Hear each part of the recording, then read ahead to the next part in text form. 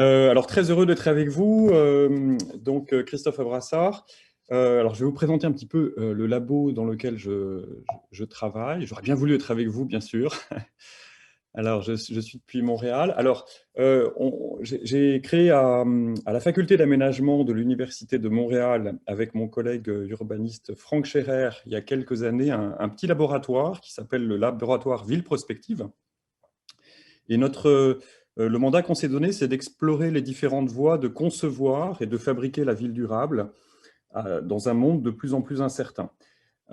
Pour cela, on s'est donné deux axes. Un premier qui est l'instrumentation de la conception innovante en urbanisme. Donc, on mobilise des méthodes type CK en urbanisme notamment, en s'appuyant sur une boîte à outils assez variée: urbanisme participatif, design social, conception innovante, prospective stratégique, design fiction, etc. Et l'idée aussi de prendre le récit comme une matrice structurante de l'action collective urbaine, en s'attachant à faire une généalogie critique des mises en récit contemporaines de l'action urbaine, autour de slogans comme la Smart City, la ville circulaire, la ville carbone neutre, la Fab City, etc., etc.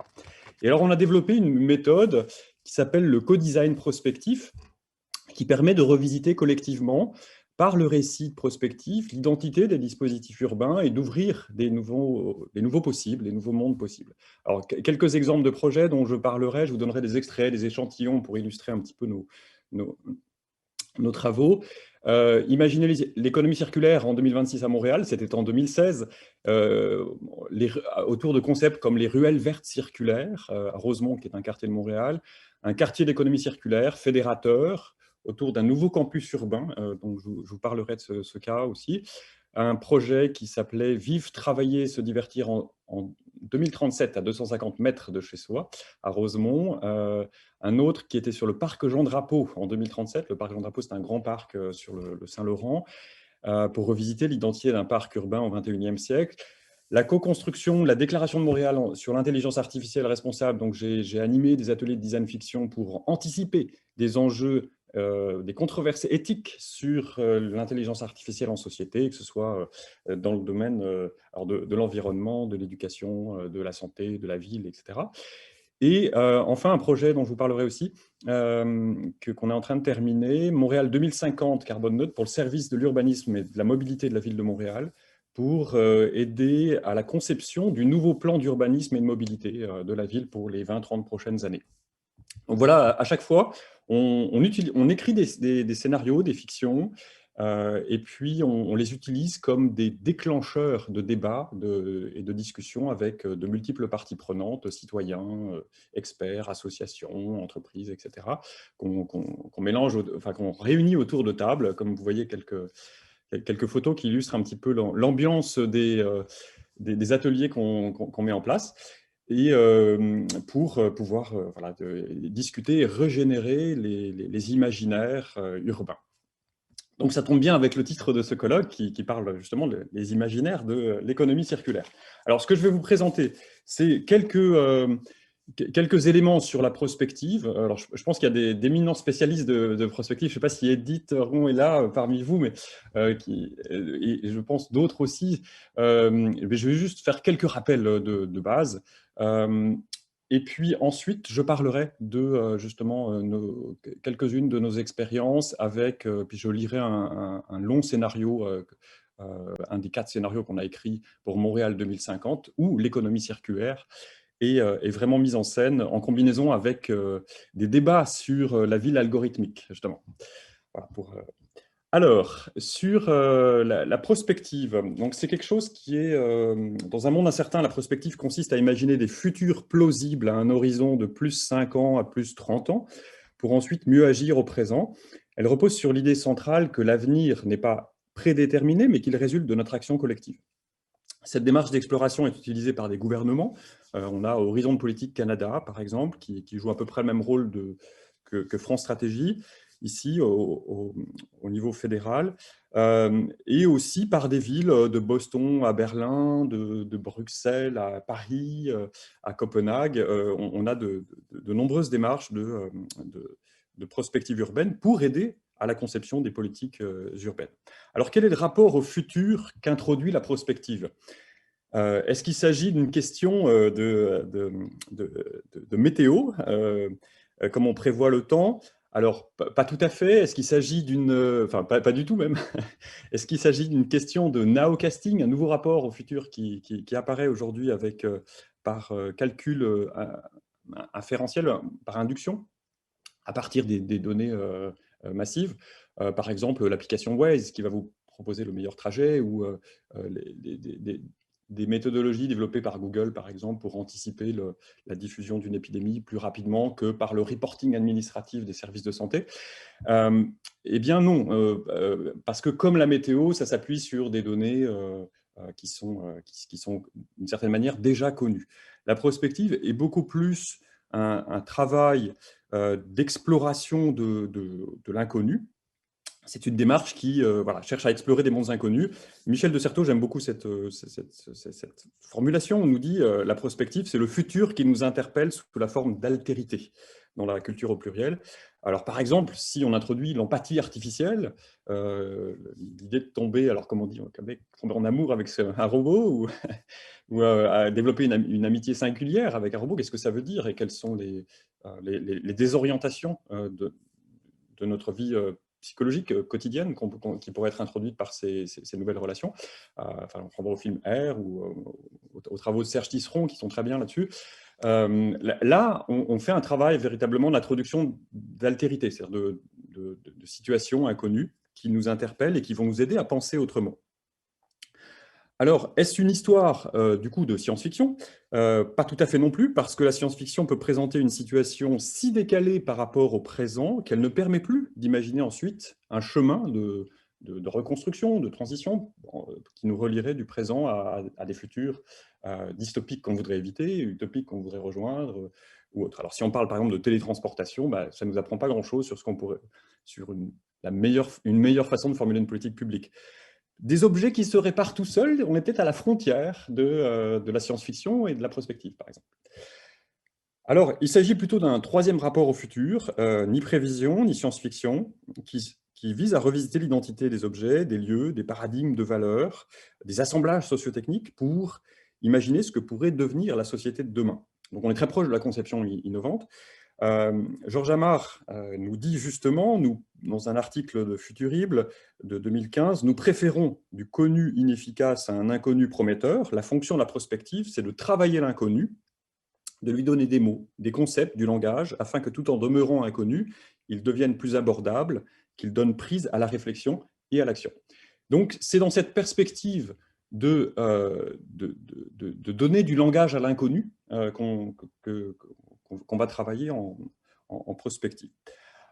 Alors, pour ce faire, une opération centrale, c'est revisiter l'identité des objets.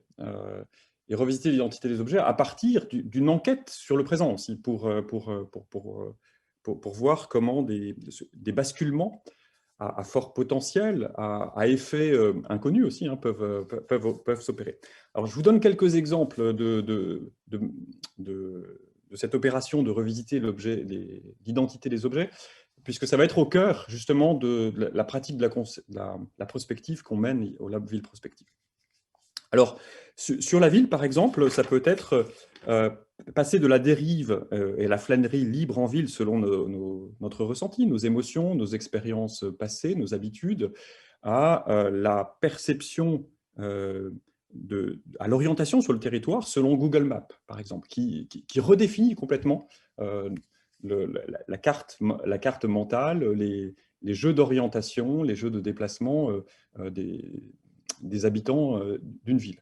À tel point qu'il y a des enjeux de pouvoir même qui se mettent en place entre les villes et les urbanistes qui planifient la ville et qui essaient de l'organiser, et les GAFAM qui prennent de plus en plus de pouvoir. Donc le bureau de prospective vraiment avait fait un papier très intéressant sur cette question, avec l'enjeu du pouvoir de faire cœur de ville. Qui va le faire? Est-ce que ce sont les planificateurs ou est-ce que ce sont les GAFAM avec leur capacité à orienter les conduites?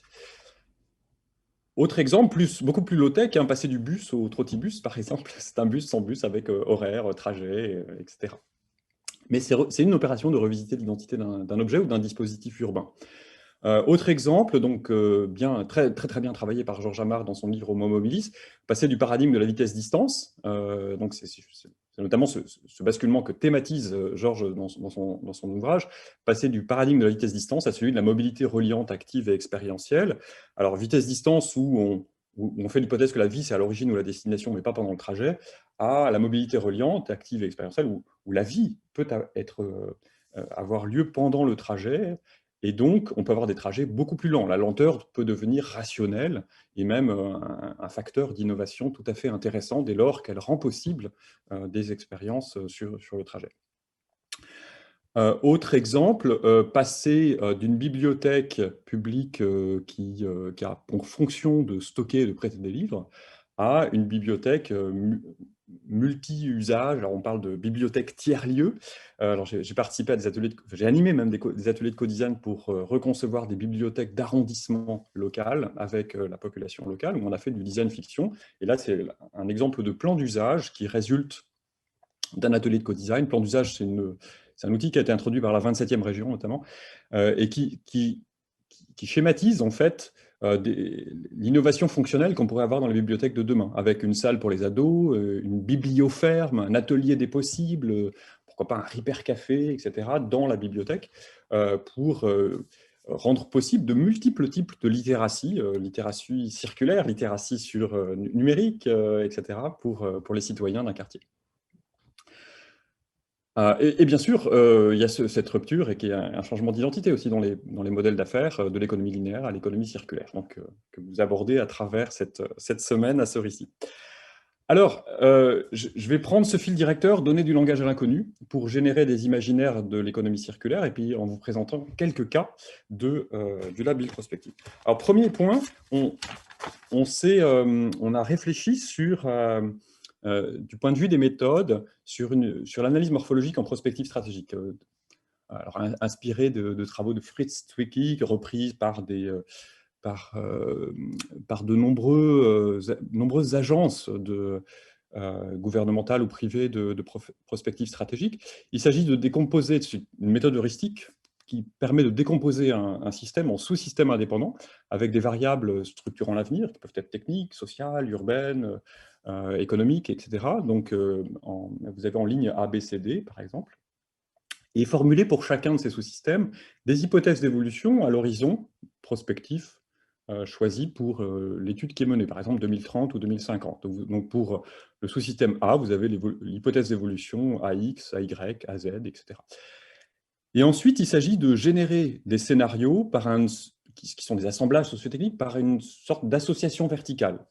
Alors, par exemple, vous pouvez prendre l'hypothèse d'évolution AX plus BX plus CY plus DX pour formuler le scénario 1, 2, 2, 1 par combinaison, une sorte d'addition. On peut utiliser cette méthode pour faire des jeux de cartes. On a utilisé ça souvent au Lab Ville Prospective.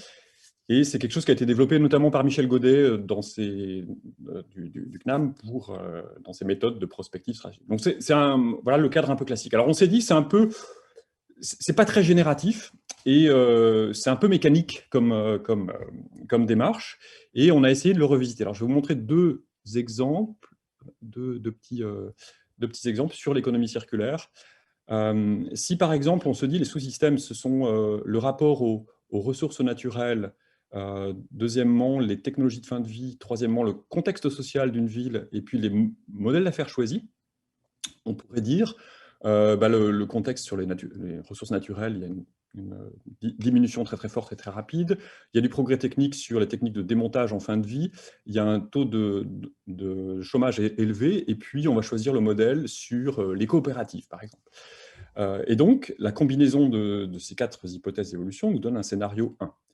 Alors, pour Montréal circulaire en 2030, voilà, premier exemple de petit récit, ça donnerait 26 janvier 2030, dans un contexte d'augmentation brutale du prix des matières premières, avec le progrès technique sur le démontage et dans un contexte social de chômage, la ville de Montréal a mis en place 20 nouvelles coopératives, les recycleries d'insertion, toutes gagnantes en termes de coût-bénéfice. Le problème, c'est que ce scénario, bon, il est cohérent avec l'analyse morphologique, mais il n'est pas très stimulant. Il est un peu pauvre, il ne nous aide pas vraiment à penser autrement. Voilà quelques limites. Les hypothèses d'évolution sont basées sur des dires d'experts, des synthèses de savoir sur étagère, et on pourrait utiliser des prototypes ou des hypothèses d'évolution inspirées de prototypes qui revisitent l'identité des objets, comme je vous en ai parlé tout à l'heure. Ça serait beaucoup plus stimulant. La genèse des scénarios, elle se fait de façon un peu séquentielle, c'est un peu linéaire, on pourrait avoir plus d'itérations d'aller-retour. Et l'approche du scénario, c'est l'idée d'une combinaison cohérente d'options. Ça, c'est quelque chose qui est souligné par ceux qui sont dans une approche classique de l'analyse morphologique, on va dire. Or, ce qui est intéressant, c'est d'anticiper les controverses de demain. Donc, c'est de rendre visibles des tensions, des controverses dans un scénario. Alors voilà comment on a essayé maintenant de moderniser un petit peu cette approche, en se disant, on va parler d'analyse morphologique générative plutôt.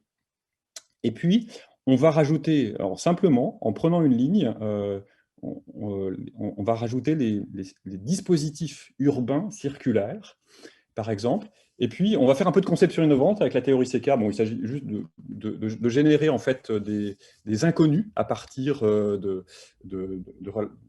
révision critique des connaissances qu'on connaît. Donc, par exemple, si on doit imaginer des dispositifs circulaires urbains à Montréal en 2030, pourquoi pas un café de réparation mobile qui se promènerait dans les ruelles, dans les quartiers, et qui irait ici ou là d'un jour à l'autre. Donc ça c'est une sorte d'inconnu intéressant. Ou bien, pourquoi pas, imaginer un casino de déchets, un dispositif urbain encore plus en rupture. Et puis prendre ces deux hypothèses, le mobile repair café et puis le casino des déchets, comme des hypothèses d'évolution, leur donner ce même statut dans l'outil d'analyse morphologique. Du coup, les combinaisons sont un petit peu plus stimulantes, et ça donne, alors voilà le scénario réécrit. Donc si rendre Montréal circulaire d'ici 2030 est un wicked problem, voilà comment on peut justement arriver à un scénario un petit peu plus intéressant en introduisant de l'inconnu dans l'analyse morphologique. Ça donnerait 26 janvier 2030, dans un contexte d'augmentation brutale du prix des matières premières, la ville de Montréal a inauguré un tiers-lieu inédit pour socialiser à Rosemont, un arrondissement de Montréal, le casino des déchets. Les mises se font avec des déchets recyclables et les prix sont des œuvres uniques de designers artistes en résidence au casino ou un atelier en leur compagnie. Cependant, une procédure a été initiée par l'Association des Amis du Casino historique de Montréal et par l'Auto-Québec pour garder l'exclusivité de cette appellation. Donc un mini-scénario, mais vous voyez que ça devient un petit peu plus stimulant. Simplement du fait d'avoir introduit un peu plus d'inconnu dans l'outil. Voilà, c'est le premier travail qu'on a fait là sur les outils au Labville Prospective. Deuxième projet maintenant, je vais passer assez rapidement sur vivre, travailler, se divertir en 2037 à 250 mètres de chez soi à Rosemont. Alors voilà, ça c'est un des 4 scénarios. À chaque fois, on a généré des scénarios très contrastés qui vont dans des directions différentes. Et il y en a un qui était sur ce qu'on appelle les milieux de vie. Alors c'est décomposer, vous voyez une sorte de carte schématique en haut à gauche, c'est décomposer l'arrondissement qui fait à peu près 10 km horizontalement sur 5 verticalement, en 26 milieux de vie. C'est à peu près le concept de la ville du quart d'heure. C'est comme 26 milieux de vie du quart d'heure, si vous voulez, où tout est accessible, toutes les fonctions urbaines se retrouvent répétées en fait dans chacun de ces milieux de vie. Et sont accessibles en mobilité active par la marche ou par le vélo à peu près 10 minutes, un quart d'heure. Donc là, c'était à 250 mètres de chez soi, c'était un périmètre, en fait, un concept de proximité encore plus fort. Et on a écrit un scénario qui s'appelle « Les milieux de vie circulaires à énergie sociale positive ». Et là, vous voyez 3 types de langage, quand il s'agit de donner du langage à l'inconnu. On a utilisé la carte. Alors c'est intéressant qu'on voit les 4 cartes pour les 4 scénarios. On a utilisé la BD aussi, donc on a embauché des BDistes pour ce projet-là, pour donner des ambiances, des soucis du quotidien, des ambiances du quotidien en 2037 qui seraient différentes. Donc vous avez une ruelle où il y a 2 opérateurs, une brasserie qui travaille en économie circulaire avec une boulangerie, quelqu'un qui porte avec un exosquelette une grande baril de bière, là. Et en haut à droite, vous avez le Brico Café, où dans une ambiance urbaine décontractée, les gens, donc, comme une sorte de Repair Café, viennent réparer leurs objets dans une démarche low-tech. Et puis une petite fiction qui raconte des tensions multigénérationnelles entre ceux qui ont lancé ce concept de milieu de vie aujourd'hui en 2021, qui, 17 ans plus tard, sont très heureux, les jeunes qui ne trouvent pas de logement, et puis les vieux, dans la logique de la BD, les vieux fourneaux, je ne sais pas si vous connaissez, qui n'en peuvent plus de ce quartier qui ressemble à un camp de gym militaire, et puis ils organisent en secret un hacking, hein, du quartier pour tout déstabiliser, parce que tout est trop organisé selon la performance circulaire, et donc ça les agace un peu. Voilà, donc c'est une petite histoire. Donc je vais passer à d'autres exemples, parce que je voudrais dire une plus grande fiction tout à l'heure. Troisième exemple, alors il s'agissait de, là, l'Université de Montréal a mis en place, c'est un morceau de la ville de Montréal, un nouveau campus sur le site d'Outremont, là, qui est en bleu, c'est une ancienne gare ferroviaire, un campus ultra moderne, et ils ont travaillé sur le concept de campus urbain intégré.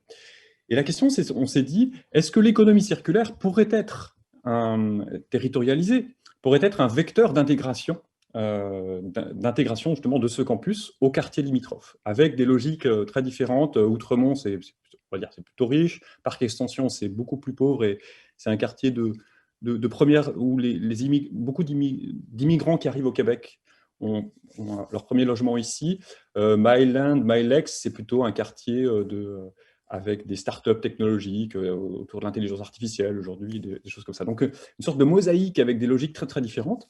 Puis on s'est dit, comment l'économie circulaire pourrait relier notamment le site du nouveau campus avec Parc Extension, comme une sorte d'énigme urbaine. Et on a fait un atelier de co-design sur une demi-journée. On a amené des scénarios déclencheurs, on les a mis sur la table, on les a discutés avec des habitants, des associations locales, etc. Et la question, c'était pourrait-on imaginer un quartier circulaire en 2026 comme un scénario d'intégration du campus à ses arrondissements voisins, avec des tiers-lieux, des boucles valeurs circulaires inédites, etc. Et ce scénario permettrait-il d'imaginer une nouvelle identité de quartier? Alors voilà la méthode qu'on a suivie. On est parti en séance plénière, on a présenté à tout le monde des inspirations de scénarios déclencheurs. Il y en avait sur l'alimentation circulaire, d'autres les textiles circulaires, etc. Ensuite, les participants sont partis en équipe pour faire un travail d'idéation, chercher des réactions, ce qu'ils trouvaient intéressant dans le scénario, comment on pouvait les renforcer, les enrichir encore, ou bien contester certaines hypothèses des inspirations, des scénarios déclencheurs, pour développer d'autres pistes. Et on leur demandait enfin de préparer un poster pour chaque équipe qui s'appelait la Gazette du quartier circulaire, avec la une du journal le 19 septembre 2026, avec un certain nombre de choses. Le titre de l'initiative, un petit récit comme la une du journal, un petit plan, et puis quelques questions très opérationnelles pour se dire en backcasting, en fonction de ce que vous avez imaginé en 2026, quels sont les partenaires à rassembler tout de suite, par quoi on commence demain, les bénéfices pour le quartier, les débats et les controverses d'un point de vue environnemental, social, économique, et puis les enjeux du passage à l'échelle. Pour 75 000 habitants, ça voudrait dire quoi? Alors voilà, rapidement, les inspirations qu'on a données sur le thème du textile, la fiction, le scénario déclencheur, c'est sur la Textilothèque, hub des textiles circulaires, avec un certain nombre de tendances et d'expériences, et puis une esquisse, en fait, de design fiction, là, on va dire, sur cette textilothèque, en se disant, sur la carte, on ne sait pas où elle pourrait se situer, avec un système de prêt de collecte, de transformation, de redistribution des matières textiles en réseau, qui permettrait de passer à 50% d'achat et 50% de location en 2026. Et l'idée que le textile aurait une vie utile beaucoup plus longue sur le territoire. Et puis une esquisse aussi de récit. Rina, jeune femme d'origine indienne de Parc Extension, a terminé son master en chimie en 2024 après avoir découvert cette matière au Café des Sciences à Parc Extension en 2018. En finissant son diplôme, elle a imaginé l'initiative de la Textilothèque avec une amie styliste modéliste de Parc Extension. Voilà, donc on laissait l'équipe avec ces éléments de départ. Et puis, voilà quelques photos là, de travail, de discussion de ce co-design. Et la séance de restitution où chaque équipe est venue présenter son poster. Donc certains travaillaient plutôt sur les textiles, d'autres sur l'alimentation circulaire. Alors voilà un zoom sur un des posters qui a été fait par une équipe. Parctext, les travailleuses et travailleurs de la coopérative textile Parc Extension, Parctext, sont fiers de leur projet, voir leur projet s'agrandir. Un nouveau kiosque d'échange de vêtements sera construit sur la rue Ogilvy. L'inauguration aura lieu ce 26 septembre 2026, sont invités les travailleuses et travailleurs de la coop, les équipes de travail des blanchisseuses en collaboration, les cyclo-animateurs des triporteurs, les chercheuses et chercheurs associés dans l'innovation textile, les citoyennes membres de l'ensemble du territoire, ainsi que les étudiants et associations impliquées dans l'économie circulaire. Alors, ce qui est très intéressant dans ce poster, c'est qu'il y avait quelque chose, un apprentissage qu'on n'avait pas du tout prévu, qui était de dire quels sont les débats et controverses, les bénéfices pour le quartier, sur la dimension sociale. L'équipe a insisté sur l'importance d'avoir des logements abordables, d'avoir un souci de créer des emplois pour les acteurs les plus fragiles de la boucle circulaire. En l'occurrence, les stylistes modélistes ou les couturières qui étaient dans qui étaient sur le territoire du quartier limitrophe, du campus, parce que ces personnes avaient de plus en plus de mal, ou pourraient avoir de plus en plus de mal à payer leur loyer pour rester dans le quartier avec le phénomène de gentrification. D'où la proposition très originale et intéressante de se dire ce dispositif urbain doit prévoir de financer des logements sociaux et une sorte adossé aux ateliers pour maintenir sur le territoire des acteurs clés de cette boucle circulaire, sans quoi eh bien, elle ne pourrait plus fonctionner. Alors bien sûr, le laboratoire de chimie de l'université qui va travailler sur le fil du futur ou sur des capteurs en fait, de reconnaissance de matière dans les opérations de tri, etc. Il n'y aura pas de problème de financement, mais c'est dire que les boucles circulaires, dès lors qu'on les territorialise, sont des assemblages sociotechniques d'acteurs très différents, avec certains des fragilités qu'il faut considérer et bien gérer. Voilà, donc une idée forte, défendre la dimension sociale des boucles circulaires. Dernier projet, Montréal 2050, projet de prospective stratégique pour l'aide à la conception du nouveau plan d'urbanisme et de mobilité de la ville de Montréal. Alors, je vais vous présenter dans un schéma rapide un peu le processus. Moi, ce qui va être intéressant, c'est de vous lire une fiction.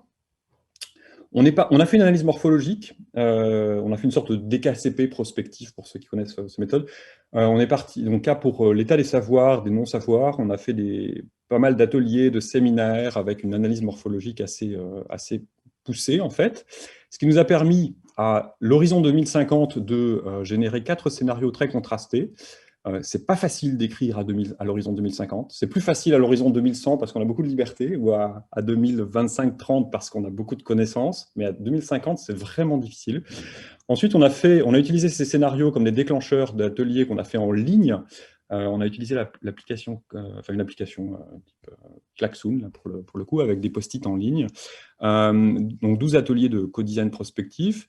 Et en rétrospective ou en backcasting, on a sorti 10 concepts projecteurs qu'on a déclinés chacun en 3 concepts projets bien particuliers. Donc on a fait le backcasting en conception innovante, avec certaines choses sur, par exemple, une approche multi-échelle, ville, périurbain, région, du métabolisme urbain, des flux d'énergie, d'alimentation, des matériaux de construction, qui est une des propositions qui va dans le sens de l'économie circulaire. D'autres étant sur la mobilité expérientielle bas carbone, équitable, sans effet rebond, ou autre. Voilà. Donc ensuite, utilisation de toutes ces propositions par l'équipe d'urbanisme pour rédiger son énoncé de vision sur le nouveau plan d'urbanisme et de mobilité, et puis on retourne vers Montréal 2050. Alors, ces scénarios, très rapidement, je ne sais pas combien de temps j'ai, je vais juste vous les présenter rapidement. On les a situés selon qu'on avait 1 tonne de GES par habitant par an en cycle de vie, ou un peu plus, mais une sorte de compensation transfrontalière ou internationale, puis le type de régulation verticalement. Alors, dans le premier scénario, on a, c'est celui que je vais vous lire en détail, chaque habitant possède un compte carbone individualisé prédictif de ses comportements. Chaque habitant possède un compte carbone individualisé prédictif et ses comportements sont fortement orientés par des algorithmes des GAFAM. Dans cette ville sans hydrocarbures, les services urbains, tous ultra optimisés, sont offerts par des entreprises privées qui proposent aux habitants des compléments de revenus en réalisant des tâches écologiques, par exemple participer au transport zéro carbone de matières en économie circulaire. Dans le scénario ville Big Data optimisé, la ville s'organise à Montréal selon une alternative temporelle entre 2 régimes. Un régime A, d'abondance relative, où les styles de vie bien qu'optimisés par un effort sans précédent d'électrification et d'efficacité énergétique dans les transports et l'habitat, ont été préservés le plus que possible. On peut faire au moins un repas normal par jour et habiter dans un espace restreint mais confortable. Et d'autre part, la moitié du temps, 3-4 jours par semaine, le régime B de contingentement énergétique et spatial, au cours duquel l'approvisionnement électrique de la ville par Hydro-Québec est coupé, pour permettre à Hydro-Québec d'exporter un maximum d'électricité décarbonée, on est à plus de 90% d'hydroélectricité ici, vers l'Ontario et surtout les États-Unis, pour décarboner New York, si on veut, et compenser en même temps 1,5 tonnes de GES par habitant par an à Montréal. Donc ça permet d'envisager la ville sous l'angle de ses capacités de stockage, micro-stockage, de résilience. Donc, et la rupture d'identité là, de l'objet, elle est de se dire, aujourd'hui au Québec, on considère l'énergie verte hydroélectrique comme abondante, eh bien, si elle devenait rare, qu'est-ce que ça changerait? Et puis ça changerait pas mal de choses, et on ne le considère pas du tout dans les politiques publiques actuelles. Scénario 3, la ville des milieux de vie autonomes et résilients. Dans un contexte de multiplication des pandémies, des attaques de cybercriminalité, d'événements climatiques extrêmes, de perturbations liées aux expériences internationales de géo-ingénierie, la ville de Montréal s'est organisée en milieu de vie autonome du quart d'heure, avec différents services urbains à proximité directe et une forte résilience urbaine basée sur une autonomie par les low-tech et des infrastructures naturelles de type forêt urbaine, etc. Dans ce scénario, on vit moins riche, mais on est beaucoup plus solidaire et résilient. Donc il y a beaucoup de choses sur le low-tech et l'économie circulaire low-tech dans ce scénario. Puis, dernier scénario, ville éco-laboratoire mondiale avec 4,2 millions de personnes, dont 1,2 million de réfugiés climatiques. Montréal voit son budget municipal doublé par des fonds internationaux en investissement socialement responsable à fort impact pour développer et expérimenter des solutions de transition écologique innovantes pour 100 villes dans le monde. Donc habiter Montréal dans ce scénario, c'est déjà travailler puisque c'est être en train d'expérimenter des solutions innovantes. Et donc on a fait une sorte de mosaïque de quartiers, dont un quartier en économie circulaire dans ce scénario. Donc c'est pas le Fab Lab, c'est pas la Fab City telle qu'on la connaît aujourd'hui, c'est à une autre ampleur. Et c'est dire que le budget de certaines villes pourrait être complété par des fonds type ISR qu'on ne connaît pas encore aujourd'hui. Voilà, donc c'est 4 scénarios contrastés là qu'on a utilisés. Et puis en backcasting, on en a déduit un certain nombre de concepts projecteurs. Alors je vais vous lire en détail une fiction, peut-être une des fictions, dans les fictions, c'est l'exercice peut-être le plus élaboré qu'on a fait au Lab Ville Prospective. Je vais prendre juste 5 minutes, puis après je vais conclure. Donc, 8 septembre 2050, 7h30, Marois démarre comme chaque jour sa matinée sur son vélo à assistance électrique Bixim. Après avoir déposé ses 2 enfants à l'école avec une remorque Bixim, elle poursuit son trajet vers son lieu de travail à 12 km de là, sur une piste cyclable largement végétalisée et arborée, ce qui lui offre une bouffée de fraîcheur naturelle en cette fin d'été caniculaire. À peine ses enfants déposés, elle reçoit de son assistant de mobilité intelligent Holos un message l'informant que son budget de mobilité carbone gratuit de la semaine est épuisé et qu'elle doit ranger son vélo dans une station Bixim ou alors payer 50 $ la minute supplémentaire, lesquels financeront la bourse du carbone. Sa promenade, la veille au soir, en quadricycle électrique avec les enfants, a dû trop puiser dans son budget de carbone. Holos lui propose plusieurs alternatives. Prendre une marche récréative vers un tiers-lieu de télétravail avec une connexion Internet gratuite mais limitée à 2 heures, rejoindre son travail à l'aide d'un vélo sans assistance, ou bien encore regagner des points dans son budget en faisant un détour de 30 minutes pour transporter à vélo, sans assistance, des matériaux sur une boucle circulaire carbone neutre. 2 contenants de 20 kg de tissus récupérés sont justement en attente dans la rue adjacente. Ils doivent aller à la Textilothèque, un atelier de redesign textile circulaire à 5 km de là, au sommet d'une côte. Holos dialogue en effet avec un algorithme de la ville de circularité fluide, qui répartit les objets et matières à valoriser dans des contenants mobiles distribués librement sur toutes les anciennes places de parking de la ville. Cette organisation a été décidée en 2045, après le remplacement des dernières voitures à propriétaire par une unique flotte de quadricycles ultra légers, électriques, autonomes et en usage partagé. Cette opération a libéré 80% des places de parking et rendu l'usage des trottoirs aux piétons. Holos calcule que cette mini-tournée serait équivalente à 1 heure de gym et sera donc profitable pour sa santé. Marwa doit rejoindre son travail pour une réunion importante ce matin, mais elle se sent suffisamment en forme pour tenter cette boucle sportive. Elle décide donc de faire la tournée prévue par Holos. Mais sur le trajet vers la Textilothèque, elle dépasse son bon ami Martin, désemparé, qui vient de trébucher sur le trottoir. Spontanément, elle décide de l'aider. Cela lui prend un bon quart d'heure, retarde sa livraison et lui donne moins de points que prévu. Juste assez cependant pour reprendre un vélo électrique jusqu'à son travail. Sur le chemin, en avalant une barre de protéines végétales circulaires, elle se dit que l'hospitalité, l'imprévu et le soin des autres ne sont pas assez valorisés par Holos ni par l'algorithme de la ville. Elle va donc leur écrire. 8 septembre, le même jour, mais un peu plus tard, à 11 h. Martin s'est remis de sa petite chute. Il est ingénieur agronome et rejoint son rendez-vous du jour consacré à un atelier de co-design sur l'amélioration de la circularité des matières organiques dans le quartier. L'algorithme de circularité fluide de la ville, en s'appuyant sur une carte en temps réel des flux de matière de toute l'agglomération, est en effet capable d'identifier par intelligence artificielle des zones circulaires à amélioration potentielle. Une fois identifiés, des ateliers de co-design sont automatiquement planifiés pour réfléchir à des manières d'optimiser ces boucles circulaires. Pour cet atelier, les questions sont les suivantes. Devrait-on diriger le compost vers la serre de légumes du quartier, vers un service accessible par abonnement ou vers un grand méthanisateur de la ville pour produire de la bioénergie? Plusieurs exemples de bonnes pratiques d'autres villes du monde ont été choisis par l'algorithme pour inspirer les participants. Cependant, il a été décidé de garder des humains dans la boucle de conception pour discuter de la désirabilité sociale des solutions et pour nourrir l'algorithme en idées créatives. Et pourquoi pas, dans la foulée, initier des projets de start-up de services urbains. Autour de la table, outre l'animateur de Circular Walk Labs, une filiale de Moogle, une éco-urbaniste de la ville et des entrepreneurs invités, Martin repère son amie Olivia, qui se présente aux prochaines élections municipales. Olivia critique vertement la gouvernance actuelle de la ville par les algorithmes.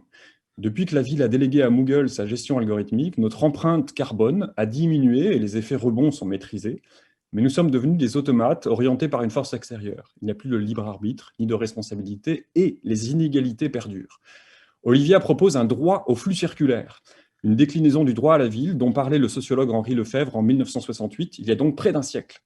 Il nous faudrait, dit-elle, des quartiers en autogestion avec un bilan environnemental à ses frontières qui pourraient fonctionner de manière plus low-tech, sans algorithme, et qui permettraient aux habitants de choisir démocratiquement leurs flux de matières prioritaires en les gérant comme des communs, notamment les flux de matières organiques pour retrouver le plaisir du goût des aliments et la cuisine. Voilà cette fiction. Telle qu'elle a été lue et partagée avec les participants aux ateliers de co-design sur Montréal 2050. Donc il y avait des fictions aussi longues sur les 3 autres scénarios, dont certaines parlaient aussi d'économie circulaire. Alors voilà un extrait de la manière dont on l'a utilisé en backcasting. Donc on a utilisé plutôt les discussions provoquées par ces scénarios dans les ateliers de co-design. C'est sur le concept projecteur, une approche multi-échelle, ville, périurbain, région, du métabolisme urbain, flux d'énergie, d'alimentation, de matériaux, de construction. Donc, quelques exemples de concepts projets associés possibles. Le compteur des énergies grises du métabolisme urbain. Les codes Circular Oriented Development de la sécurité sociale alimentaire locale. C'est codes qui jouent sur TOD, Transit Oriented Development, qui est un concept d'urbanisme. La matériothèque urbaine, la ville circulaire des matériaux de construction, donc transformer par l'économie circulaire le secteur des matériaux de construction, extension au foncier, aux bâtiments circulaires, avec des mixités temporelles possibles des usages. Et puis enfin, une politique de réduction de l'empreinte de la biodiversité importée, qui est un petit peu différente. Voilà donc le chemin des idées, un petit peu, hein, qu'on a utilisé avec quelques extraits. On a 10 planches comme ça pour 10 concepts projecteurs en backcasting.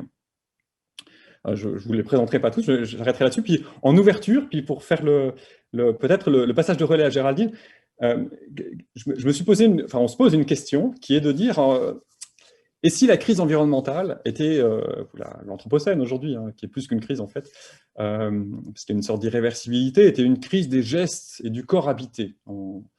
Et si l'économie circulaire était une question soma-esthétique, pour reprendre un concept de Richard Schusterman, qui est un philosophe américain et qui nous dit que, alors l'idée soma-esthétique, c'est que le corps vécu, le corps ressenti, pensez au yoga par exemple, peut être le socle de nos expériences esthétiques, et qui s'oppose au corps regardé, au corps...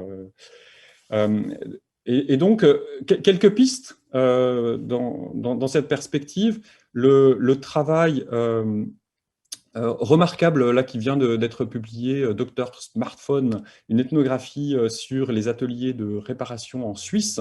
Donc c'est Nicolas Nova et Anaïs Bloch qui ont fait ce travail, qui est absolument passionnant, où il raconte les micro-gestes qui s'inventent du quotidien dans ces ateliers, la capacité à réparer, les intrigues de l'économie circulaire au concret. C'est vraiment remarquable. Un autre travail qui n'a rien à voir avec l'économie circulaire de la chorégraphe Lenio Caclea, Encyclopédie des pratiques. Elle a fait une enquête sur les gestes du quotidien domestique à la maison, très simple, hein, comme je sais pas, faire sa toilette, faire la vaisselle, etc. Et comment tout le monde invente des sortes de micro-chorégraphies, micro-gestes qui peuvent être documentés et ensuite dansés, puisqu'elle a fait des spectacles de danse à partir de... Et donc, pourquoi on n'aurait pas, sur les gestes de tri, les gestes de réparation, ce type d'enquête, et puis un investissement en termes de soma esthétique. Le travail de Julien Prévieux, qui est de dire, souvent, on invente des objets, par exemple, dans la société numérique, des produits électroniques, et on se dit quels sont les gestes qui vont accompagner ces objets. Lui fait un travail qui est presque, qui inverse ce rapport en se disant on va faire des gestes dansés indépendamment des objets qui pourraient exister, donc sans savoir quels seront les objets de la société numérique. Donc on va anticiper des gestes dansés pour des objets inconnus. Et puis un dernier travail, alors j'étais intervenu dans un projet c'était à Lyon, j'avais participé plutôt à ce projet, j'avais piloté une équipe de design, on avait fait un gare remix en 2015, on avait remixé la petite gare de Saint-Paul, et en inspiration, il y avait une troupe de danse contemporaine, la compagnie ACT, qui avait dansé en fait, tous les gestes du quotidien autour de la gare, dans l'usage de la gare, dans l'approche de la gare, utiliser sa valise, s'asseoir, etc. Et qui avait, en dansant, initié des micro-variations de gestes, comme autant d'ouvertures possibles. Et ce qui est très intéressant, c'est que donner du langage à l'inconnu, ce n'est pas forcément des mots, ce n'est pas forcément des maquettes, ce qu'on fait bien en design, mais ça peut être aussi des gestes inconnus. Et voilà, donc voilà, une ouverture. Et c'est quelque chose qu'on a beaucoup retrouvé en travaillant avec des BDistes qui racontent justement ces gestes, ces micro-rythmes du quotidien. Voilà, donc une ouverture pour penser peut-être l'économie circulaire autrement. Merci beaucoup. Ah, j'ai dépassé mon temps, je suis désolé. Merci beaucoup, Christophe, pour ce témoignage passionnant. Je passe la parole sans tarder à Géraldine. J'espère que tu feras plus court. Je suis un peu désolé. Combien de temps tu veux? Merci beaucoup pour ce passage de relais chorégraphique. Ah oui, voilà, ici. Et la gestuelle, en effet. On aurait été ravis de t'avoir le matin avec nous lors des échauffements corporels que nous menons près du Magnolia. et qui nous connecte, on va dire, gestuellement à la circularité de nos énergies, de notre respiration, en lien avec celle voilà, de l'environnement cerisien qui nous entoure. Donc, au plaisir la prochaine fois de t'avoir avec nous dans le potager. Donc, moi, comme disait en introduction Franck, je ne suis pas du tout experte de l'économie circulaire, mais plutôt en effet, comme toi Christophe, des questions de design, de co-design, de scénarisation, de fiction, qui s'articulent en tout cas pour mon activité autour de la notion de design d'expérience. Et pour illustrer, on va dire, mon éloignement des précédents concepts autour de l'économie circulaire qui ont circulé aujourd'hui, je vais citer les quelques colloques auxquels j'ai participé les années précédentes, donc auxquels j'étais ravie de participer, donc notamment par exemple une semaine absolument fantastique autour de pratiquer le réel en danse. Nous avons voilà, les usages des ambiances aussi qui étaient riches en distillerie et autres médiations culturelles via les questions d'ambiance. Je dois dire que le colloque des ambiances, les soirées étaient assez sympathique. Et puis aussi quand même, il y a 2 ans ou 1 an maintenant, gouvernance, entreprise et civilisation, pour les questions bien sûr du coup d'entreprise responsable, entreprise à mission, puisque c'est le cas de Chorégraphie. Donc c'est le nom de la société que j'ai créée il y a maintenant 5 ans. On vient tout juste de fêter notre anniversaire. Et donc, dont je vais tenter de parler, en tout cas, des méthodes de travail autour de la narration, de la scénarisation, et comment est-ce que on fait converger les imaginaires pour mener à l'action collective de différents acteurs. En effet, donc sur différents, on travaille sur 5 sentiers de transition, donc les questions de handicap, les questions de santé, soignons les soignants. On travaille sur des questions autour du numérique convivial, de l'IA et de la robotique écoféministe, et puis de la transition écologique et économique. Alors, je crois qu'on peut passer comme ça, voilà. Et voilà. Parfait. Donc en fait, on est vraiment,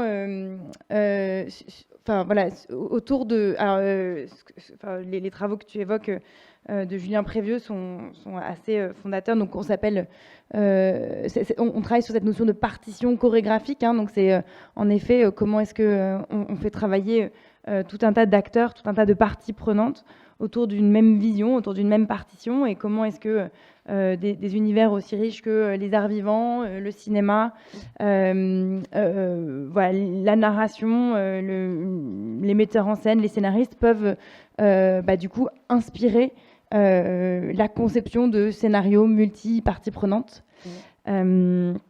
Et donc, je ne vais pas trop m'étendre sur les éléments théoriques, plutôt, on va dire, je vais montrer plutôt des éléments de cas appliqués.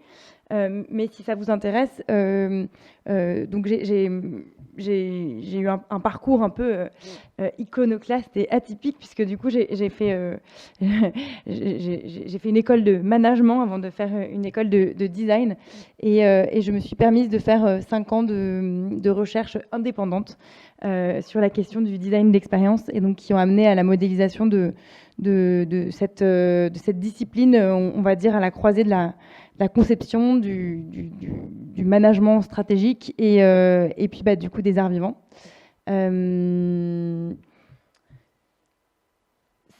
Voilà, oui, alors en aparté peut-être et en clin d'œil à la fresque du climat que vous allez vivre demain et par Aurélien Acquier. Pardon. Oui. En petit aparté, je voulais évoquer rapidement un musée de l'urgence climatique que nous avons créé en carte blanche l'année dernière pour Lille, capitale mondiale du design, donc qui a malheureusement été un peu perturbé par le Covid, mais qui est, on va dire, un exemple de scénarisation expérientielle, du coup d'un contenu scientifique pour des populations, l'exemple de médiation. Donc là, vous voyez un genre de jeu dans lequel vous devez... donc on voit les différentes cartes climate se mettre... voilà, et en fait, donc là, elles sont retournées, mais initialement, elles étaient du coup sous forme d'éléments de cause-conséquence inspirés de la fresque du climat, et donc qui étaient à mettre dans le bon ordre pour trouver en effet le mot caché, ainsi que tout un tas d'autres jeux expérientiels qui amènent à se poser les questions importantes autour des questions de biodiversité et de climat, et à se projeter vers l'action. Voilà, à titre d'illustration, je vous ai mis à faire passer éventuellement, mais ici ce qu'on appelle une banque de moments irritants et motivants. Enfin, si vous voulez regarder ce qu'on fait aussi sur la question des soignants, autour d'un projet de chaire de design d'expérience soignant, qui est un projet que nous avons mené pendant le Covid-19 en avril-mai l'année dernière. Avec du coup pour objectif on a mené une grosse, donc là c'est un extrait de la grosse ethnographie de crise qui a été menée auprès d'une quinzaine de soignants pour comprendre du coup à la fois les problématiques et ce qui a été mené ensuite, c'est à partir de cette banque, c'est des ateliers donc avec des designers à la fois de l'équipe de chorégraphie et des designers bénévoles, pour créer plus de 30 solutions expérientielles qui sont aujourd'hui du coup expérimentées dans différents hôpitaux, maisons de repos en France et en Belgique.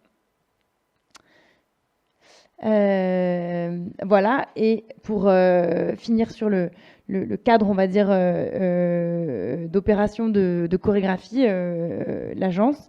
Donc nous sommes basés à Paris-Montmartre et nous avons créé un lieu atypique qui s'appelle la Story Room, et donc qui est vraiment un lieu dédié à la création de ces scénarios, de ces fictions, pour justement faire converger les imaginaires vers l'action. Donc c'est un lieu entre, on va dire, le lieu de créativité, d'innovation, au sens tous les murs sont Velleda, on écrit sur les murs, etc. Mais c'est aussi un lieu qui est conçu comme un petit théâtre, c'est-à-dire qu'il y a des gros rideaux, on sonne les coups du théâtre, il y a une cabine storyphonique qui incite à se mettre dans un cerveau narratif et à aller vers des enjeux d'improvisation. Et il y a une dizaine d'objets expérientiels. Donc c'est des objets qui incitent justement à du coup rentrer dans les questions d'éprouvement, de un vécu à vivre, de sensations expérientielles, émotionnelles. Donc un lieu à visiter. Hop. Donc, avant de vous présenter le cas d'une start-up en fait des mines qui s'appelle Sublime Énergie, et qui est un cas tout récent. Là, je crois que les planches que je vais vous montrer ont été presque ont été menées les semaines qui ont précédé, et donc les storyboards ne sont pas totalement finalisés, mais du coup vous allez vraiment voir le pain encore tout en train de cuire dans le four. Je voudrais juste revenir sur quelques notions qui ont été évoquées jusqu'à présent dans ce colloque, et qui m'ont beaucoup interpellée. Donc, puisque du coup, si on reprend cette question de l'économie circulaire et de comment la concevoir, en tout cas, nous, ce qu'on essaie de faire, c'est justement de se dire comment, grâce à nos outils méthodologiques, on peut amener à du coup concevoir des services, des produits, des business models. Comment est-ce qu'on est amené à faire se rencontrer des parties prenantes et à faire du coup converger les différents objectifs, enjeux de ces parties prenantes avec toute une variété, et la complexité des variétés d'acteurs. Donc ça nécessite en effet beaucoup de travail, vous le verrez, d'immersion. Et voilà, les banques de moments irritants, motivants qu'on constitue vous montrent aussi la diversité et la complexité variété de ces, du coup, de ces travaux de recherche et comment est-ce que du coup on passe, on tente à travers nos méthodes, on aide les acteurs, donc collectivités ou acteurs, en l'occurrence start-up ou même grands groupes, à passer véritablement à l'action.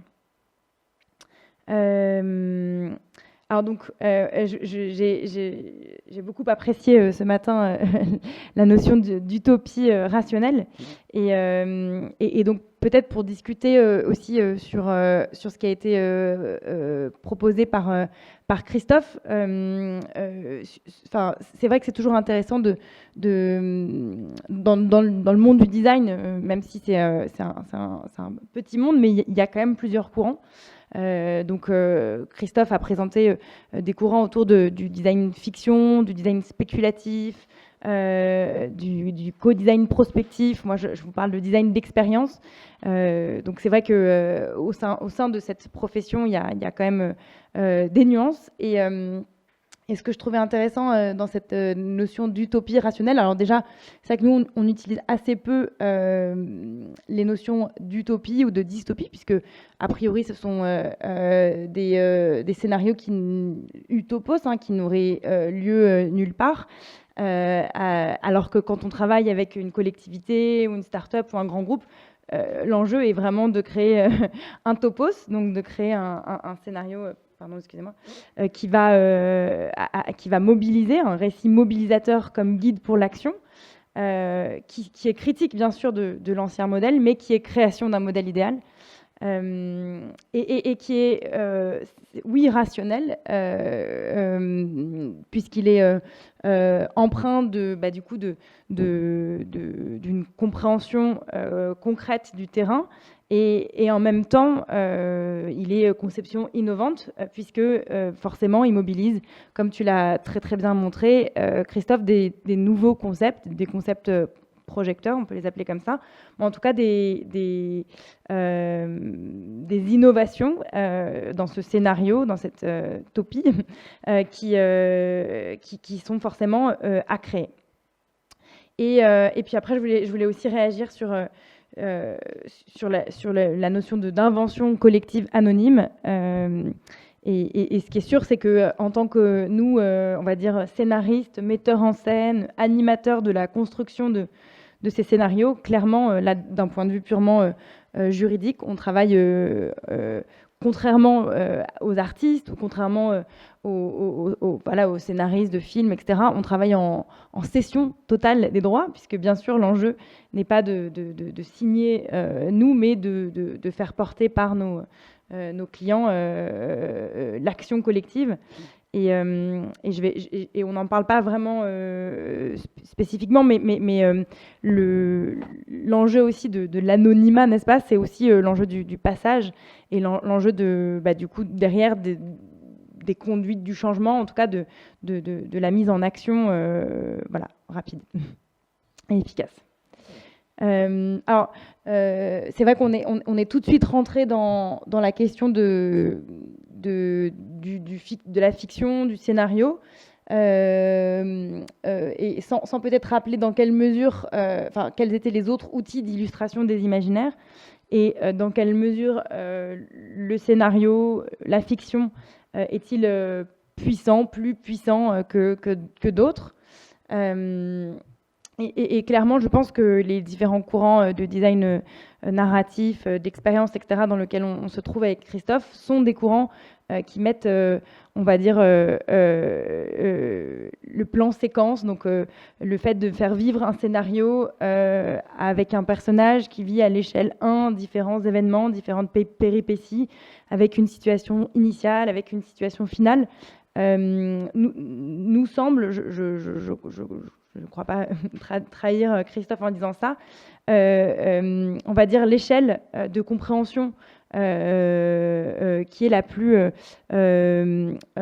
compréhensible à l'échelle humaine, qui est la plus déjargonnante, puisque l'enjeu de travailler en complexité avec des parties prenantes qui ont chacune ses vocabulaires et de faire converger les imaginaires, c'est d'essayer de trouver finalement le langage ou le vocabulaire qui est le plus commun. Et donc, quoi de mieux que le travelling, le plan séquence, l'histoire racontée à l'échelle humaine pour y aboutir. Et donc, voilà, donc je me suis amusée là à vous introduire quelques exemples d'illustrations.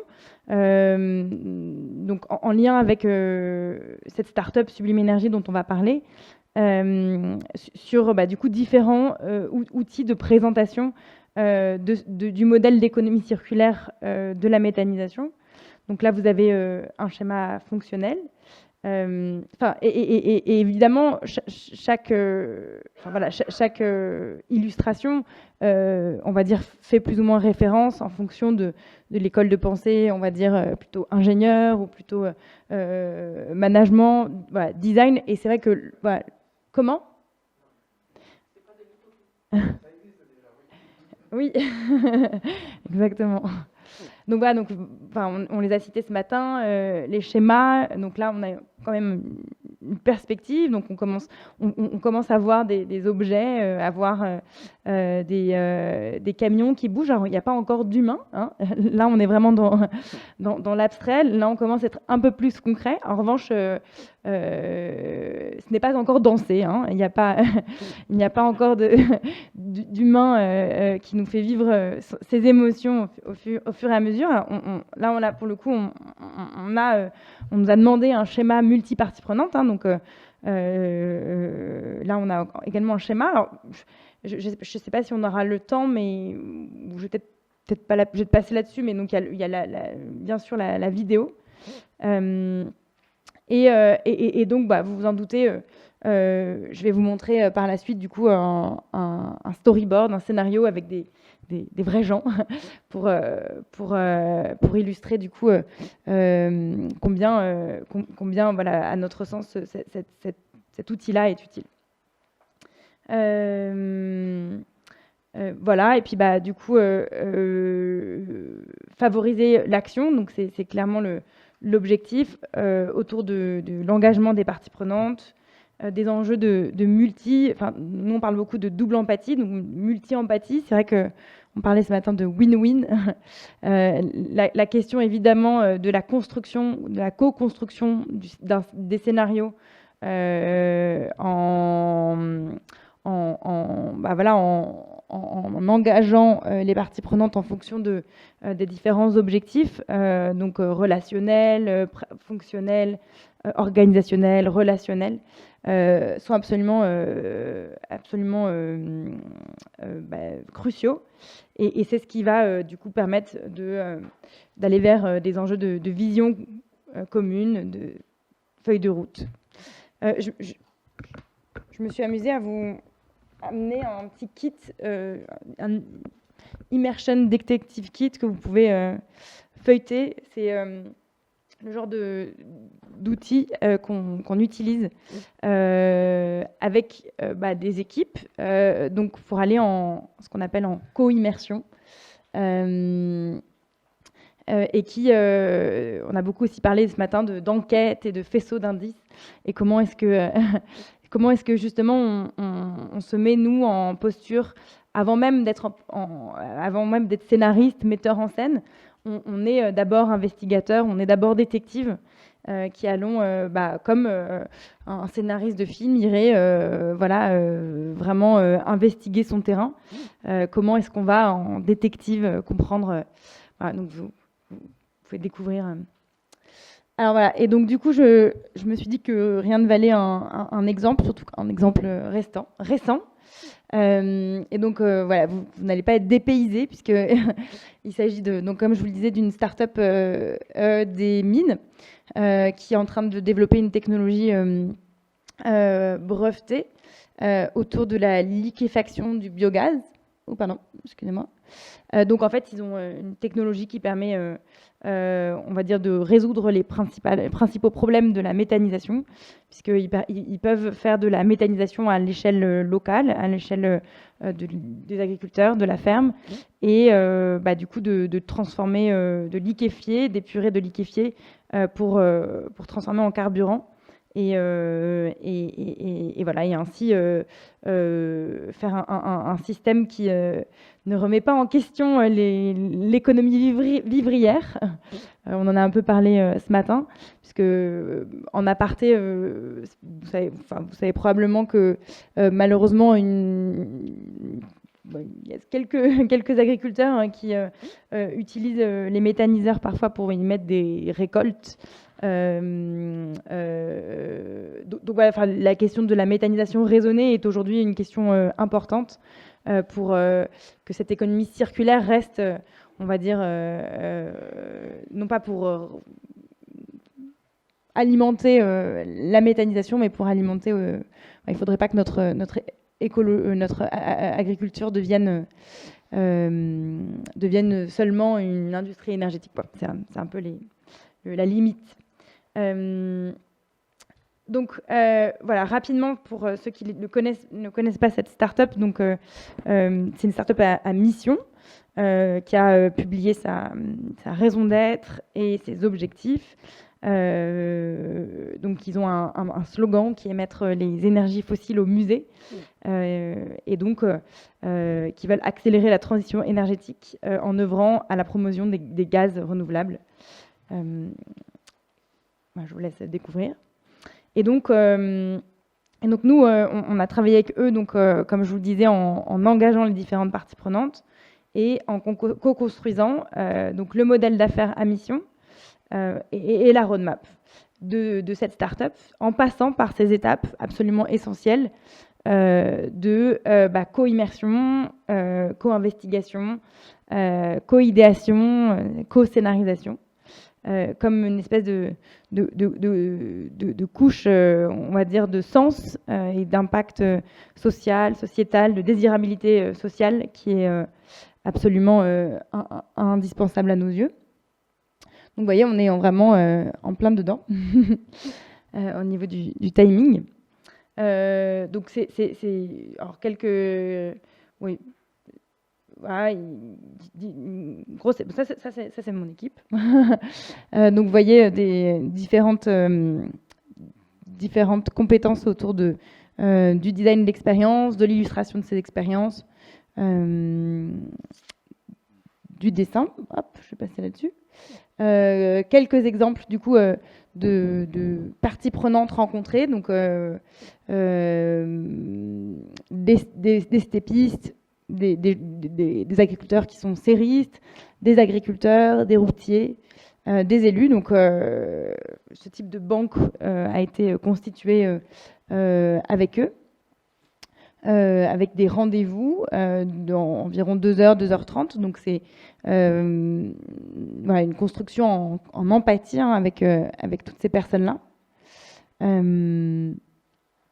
Et puis du coup des sessions avec ces interlocuteurs, à la fois autour d'enjeux de cohésion, donc pour travailler le collectif, et comme je vous disais d'immersion. Donc là on voit les différentes visites aux serres, aux agriculteurs, aux stations, aux transporteurs.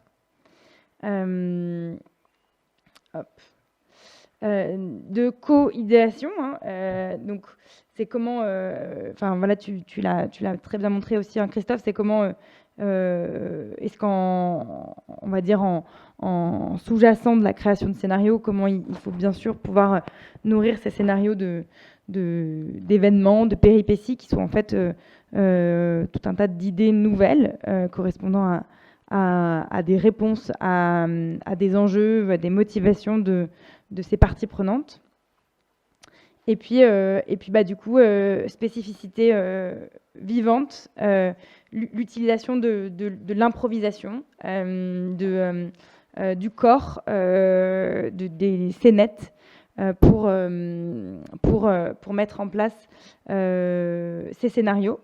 Donc vraiment comme travaillerait un metteur en scène sur un plateau. On travaille sur des formats de co-improvisation. Ça me fait penser en aparté à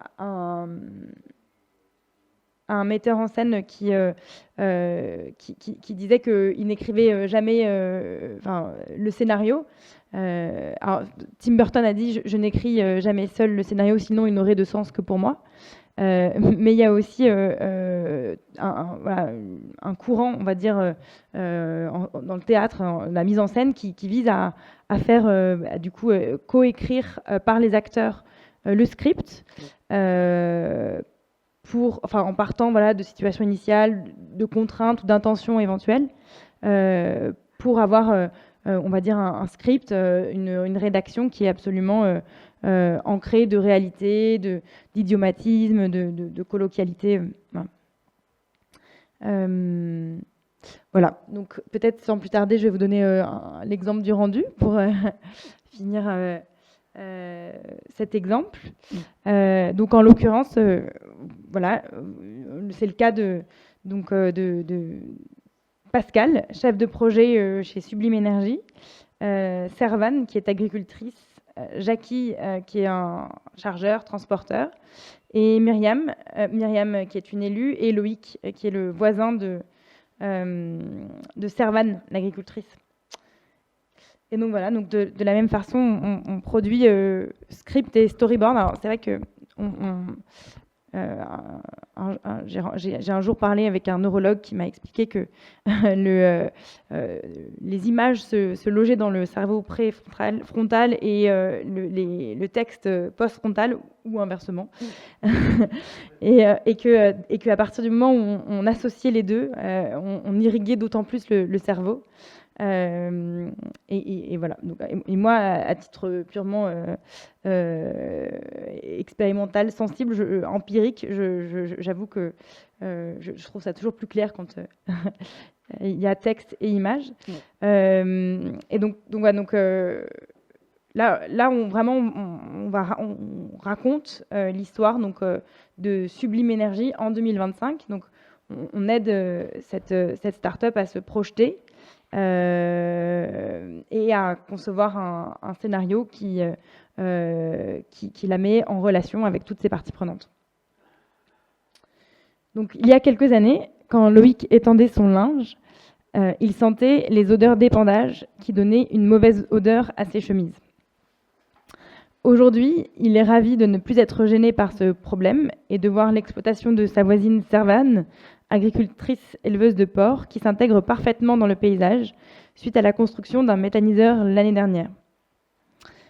Servane a fini avec succès son installation grâce au programme d'accompagnement personnalisé de Sublime Énergie qui lui a permis de bénéficier de formations, de documentation et de conseils sur mesure. S'étant appuyé régulièrement sur le réseau d'agriculteurs de Sublime Énergie, Servane décide à son tour de partager son expérience avec de jeunes agriculteurs qui ont les mêmes problèmes qu'elle avait à l'époque. Elle les invite alors à visiter son exploitation et ressort son kit agriculteur qui présente les étapes et outils de la méthanisation avec Sublime Énergie. Elle est également sollicitée de temps en temps par son amie Myriam, élue locale, pour intervenir dans les événements publics dédiés à la méthanisation. Elle montre que grâce à Sublime, elle peut piloter sans stress la qualité et la collecte du biogaz sur son application. 2 à 3 fois par semaine, les camions Sublime Énergie viennent collecter le biogaz issu de son méthaniseur sans qu'elle n'ait besoin d'être présente et sans être gênée par le bruit puisqu'il roule au biométhane produit par sa ferme et celle de ses voisins.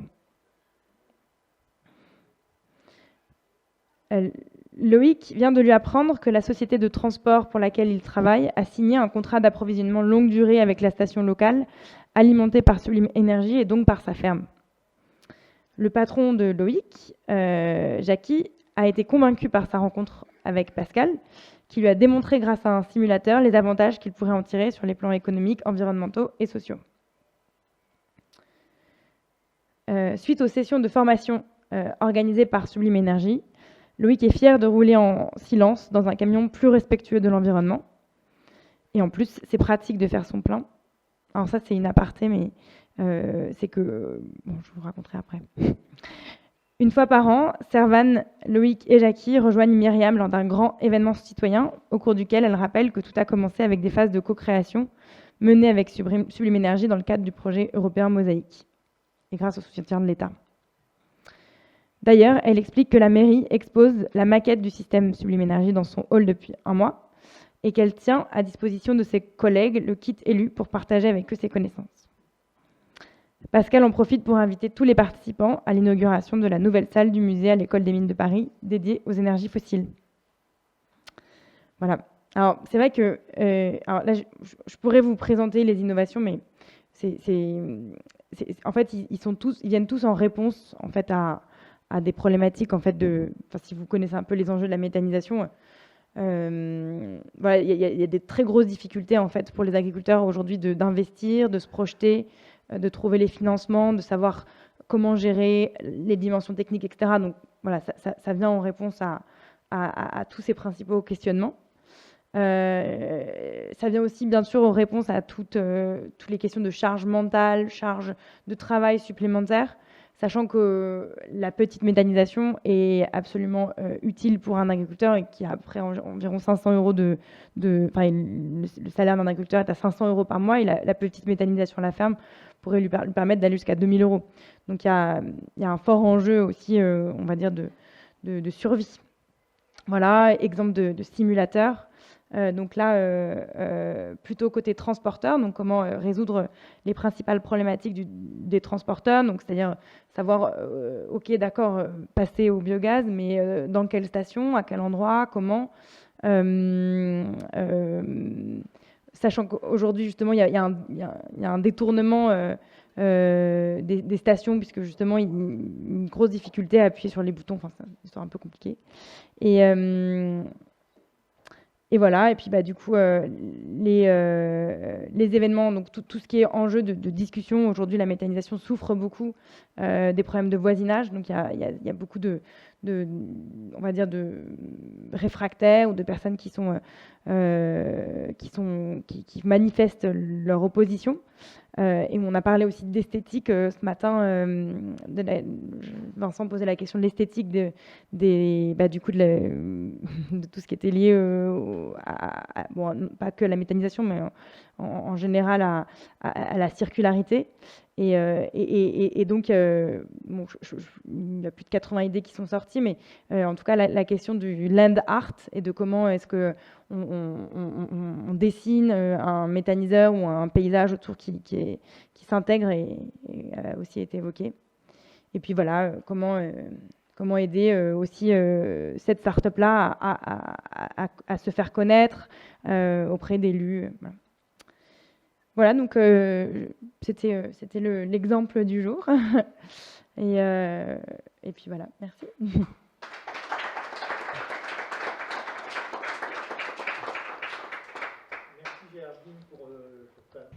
Oui, merci à tous les deux. J'ai trouvé que c'était tout à fait passionnant, puis ça fait du bien, après une journée comme ça, de vous entendre.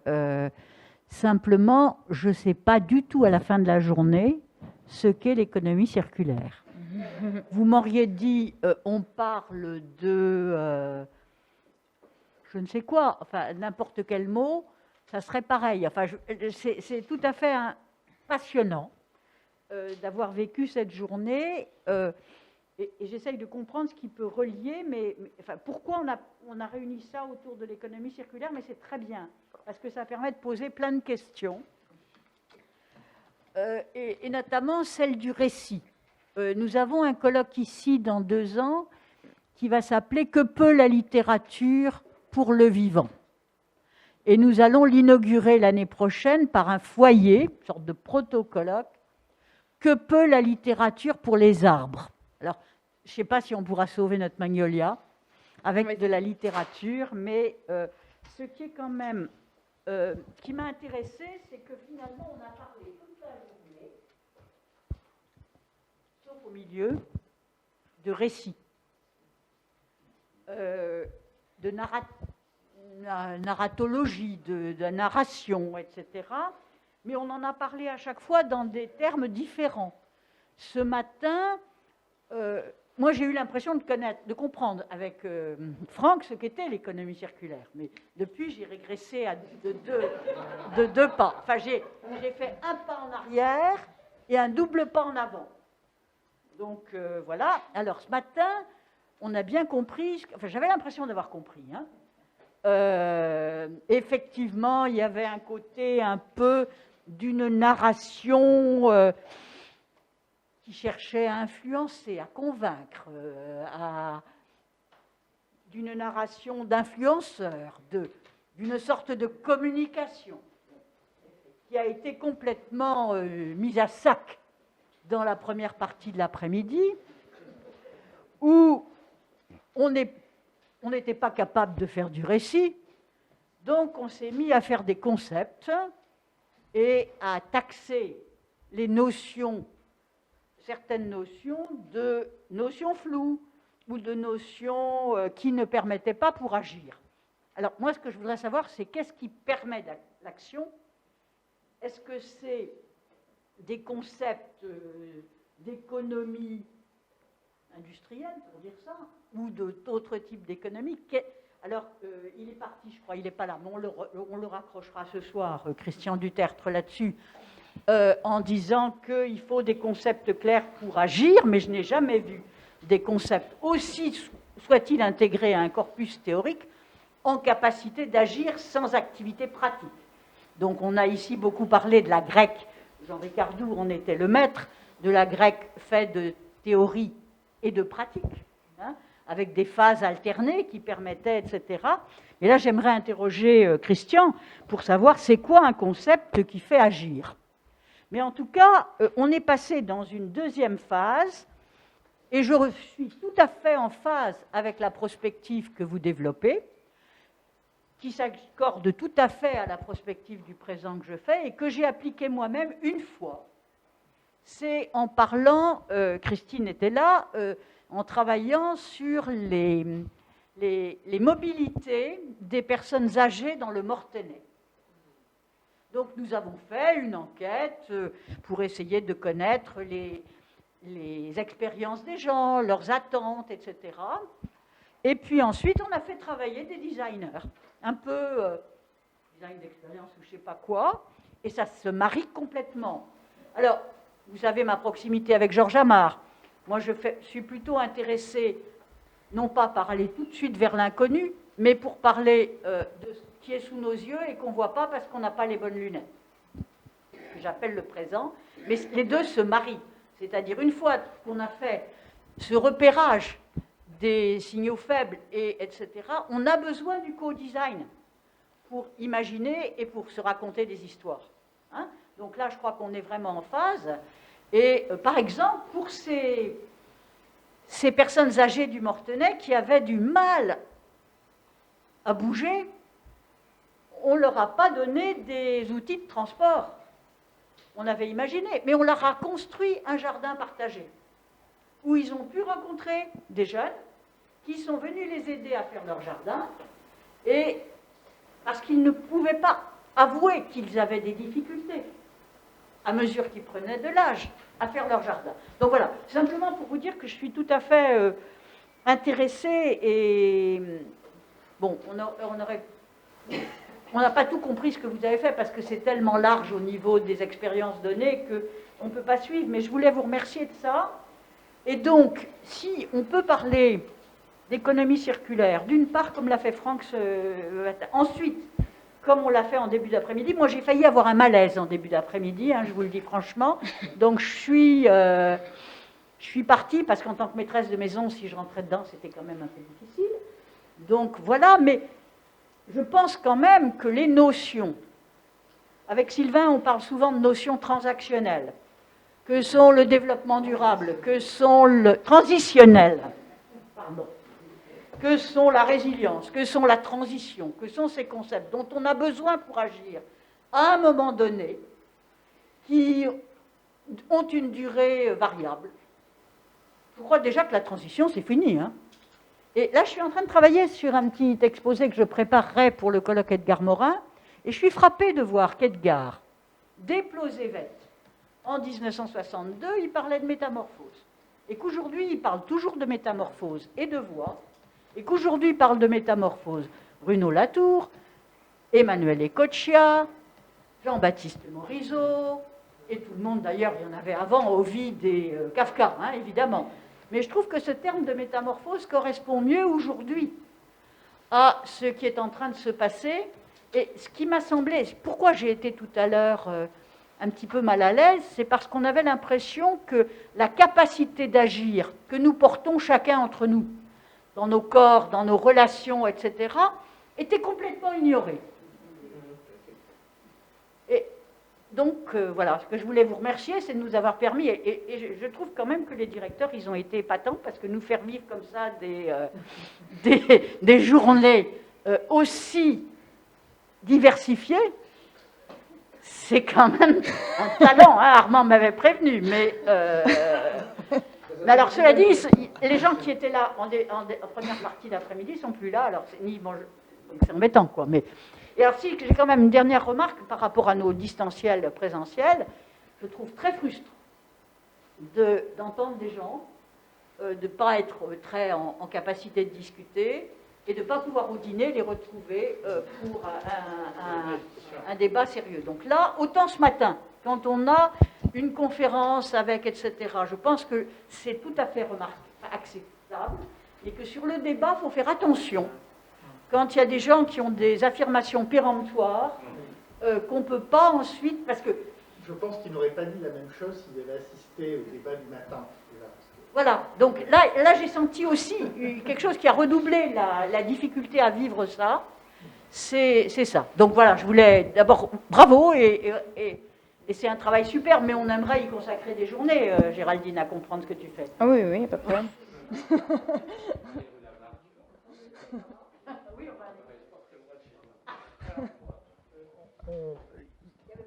Tu n'avais pas vraiment de questions. Steven. D'abord, bravo. Et parce que je pratique un peu le même genre de choses en urbanisme et en architecture, avec différentes personnes, j'ai peut-être plus compris. Mais ce qui m'intéresse énormément dans le lien avec l'économie circulaire, c'est que, et vous l'avez nommé, c'est la notion de feuille de route. Pour faire une feuille de route, il faut avoir une destination. Cette destination, c'est une vision. Et cette vision, elle doit être collective, elle est souvent faite en activité collective, etc., comme ça a été très bien montré tout à l'heure. Mais les scénarios pour y arriver sont infinis. Et donc, la manière dont moi je travaille en économie circulaire, c'est de créer des feuilles de route qui sont mesurables dans le temps, hein, parce qu'il faut quand même se mettre des étapes, mais elles peuvent...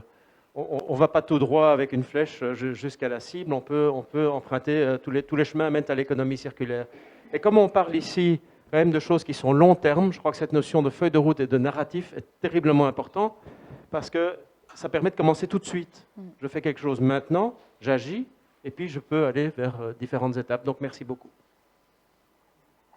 Donc il n'y avait pas de questions non plus. Je vois que Vincent... Merci beaucoup. Je vous promets une question. En tout cas, je partage le constat. Merci pour cette présentation qui nous a aussi connectés au corps, aux tensions, aux interactions, aux jeux d'agents, qui, on l'avait vu d'ailleurs ce matin, étaient parfois une partie occultée de ce concept d'économie circulaire qui, à force d'être trop écologique, ou trop social, en oublier sa dimension politique d'organisation. Donc merci pour ça. Je voudrais justement poser une question sur cet aspect-là, de l'interaction, de la controverse, ça a été abordé. Comment le design, comment cette méthode aborde la question de la controverse. Et donc là, dans notre sujet de réorganisation des structures, notamment économiques, je prends l'exemple du biogaz que vous avez adressé. On fait face effectivement à des monopoles centralisés autour d'une ressource, avec des jeux d'économie d'échelle d'ailleurs, qui se retrouvent aussi.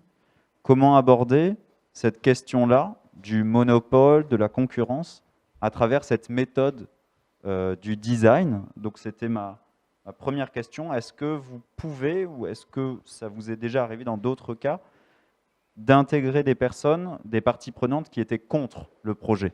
C'était ma première question, et comment? Et ma deuxième question porte sur les expériences de design au Québec. Là aussi, finalement, comment intégrez-vous, notamment, vous avez parlé de logements sociaux, sujet qui m'intéresse particulièrement.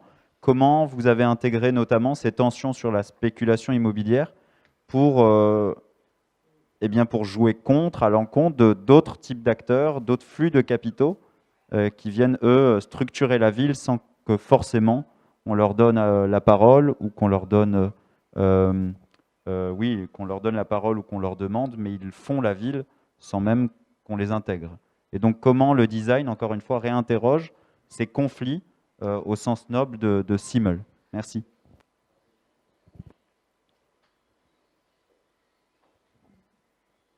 Je laisse Christophe démarrer. Ou tu peux commencer, Géraldine, puis on donnera la parole à Christophe. Ce qui est sûr, c'est que la question, entre guillemets, du casting, avant même que de définir les personnages de l'histoire cible, du scénario idéal, il y a la question du casting, d'investigation, d'immersion des parties prenantes. Et donc, ça fait l'objet, bien sûr, de discussions, de discussions controversées en elles-mêmes. Et la question de l'intégration des opposants, en l'occurrence, il y a un monsieur qui s'appelle Daniel Châtaignier, qui est un peu la bête noire de la méthanisation. Et donc, c'est posé la question de l'intégrer aux ateliers. Et la décision a été prise d'aller en immersion dans ces travaux, sans pour autant l'intégrer dans les ateliers, dans la mesure où là, on est face à un acteur qui a envie d'aller vers l'action et du coup d'utiliser les énergies favorables vers la critique constructive et positive. Mais il n'empêche que les freins, les oppositions, les éléments de motivation à être réfractaires sont importants. Et je crois que j'avais vu des travaux en management qui montrent que dans une organisation, quand vous avez 10% de personnes qui sont extrêmement motivées et 10% de réfractaires, et le fameux ventre mou, souvent les réfractaires, si on trouve les éléments qui les empêchent d'avancer, ils peuvent assez facilement en fait devenir moteurs. Donc souvent c'est quand même intéressant de les intégrer. Même. Christophe, tu voulais réagir? Le micro, Christophe. Oui, voilà. Merci pour ces questions. Et puis, moi, je trouve cette séance vraiment stimulante. Je vais partir à la dernière question. Comment on introduit des controverses et design fiction? Effectivement, alors c'est ce que je soulignais avec l'approche un peu critique de l'analyse morphologique, c'est de se dire on cherche dans les méthodes de prospective stratégique un peu trop classiques des scénarios très cohérents. Or, un critère qu'on s'est donné, c'est de ne pas écrire de scénario sans qu'il y ait controverse, puisque la controverse est une méthode d'apprentissage aussi, de découverte et d'exploration. Donc, puisqu'elle déplie les jeux d'acteurs, elle rend visible des tensions et qui sont des occasions d'apprentissage très importantes. Donc, par exemple, et sur le lien avec la spéculation immobilière, le récit, c'est je peux dire Ricoeur, dans les récits, là, c'est une synthèse de l'hétérogène, et on peut jouer à fond cette question cette approche de la synthèse de l'hétérogène en se disant, et si économie circulaire et spéculation immobilière étaient reliées, donc ce qui crée un petit peu situations énigmatiques. Et ça peut être intéressant de les relier. Par exemple, pour les matériaux de construction, construire, ce sont des matériaux qui sont très intenses en énergie, en GES, des ressources de plus en plus limitées, qui posent la question de bâtir la ville à partir des matériaux de la ville elle-même, et donc voir comment on peut faire de la circularité des matériaux de construction, mais aussi des usages. Donc on parle de plus en plus de mixité fonctionnelle, de réutilisation, de flexibilité dans les usages du bâti et des infrastructures, comment on peut, alors Alexandre Monin dirait, faire de la redirection écologique des infrastructures déjà existantes ou du bâti déjà existant, et se dire par exemple que cette question, la gouvernance de la mixité fonctionnelle, la mixité des usages, temporelle, peut être gérée comme un commun, mais comme quelque chose qui est gouverné ensemble et délibéré, et non pas laissé à des promoteurs immobiliers. Alors, en Amérique du Nord, hein, les promoteurs immobiliers ont beaucoup de pouvoir. Et il y a toute une question de la gouvernance de leurs actions. Donc, voilà, il y a des développements récents là, sur économie circulaire et ville, économie circulaire et bâti et infrastructure, et qui sont intéressantes et à rapprocher de l'économie circulaire. Et donc là, c'est en racontant des histoires qu'on va donner du sens à cette relation qui peut être un peu surprenante au premier abord, et qui permettra d'imaginer des alternatives et puis des voies nouvelles pour faire cette gestion. Sur la remarque de Steven, les feuilles de route, oui, mais les feuilles de route, alors justement là on travaille sur une feuille de route pour un plan d'urbanisme et mobilité intégré à Montréal.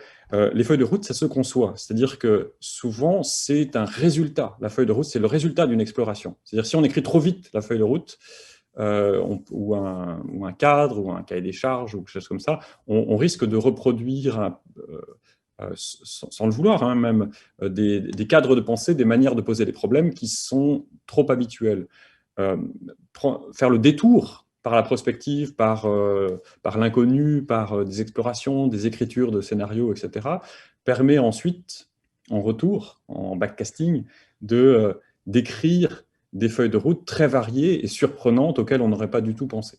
Donc, c'est voir la feuille de route comme un objet de conception collective aussi qui peut être assez intéressant. Donc, voilà, un rebond plutôt sur ce qui était dit, mais je suis assez d'accord.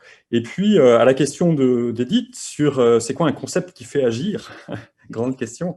Je dirais que c'est peut-être du point de vue des connaissances, c'est un concept qui crée de la controverse, des désaccords, parce que les désaccords sont des occasions d'apprentissage, mais un concept qui intrigue. Géraldine parlait de détective tout à l'heure, en disant que nous sommes des détectives.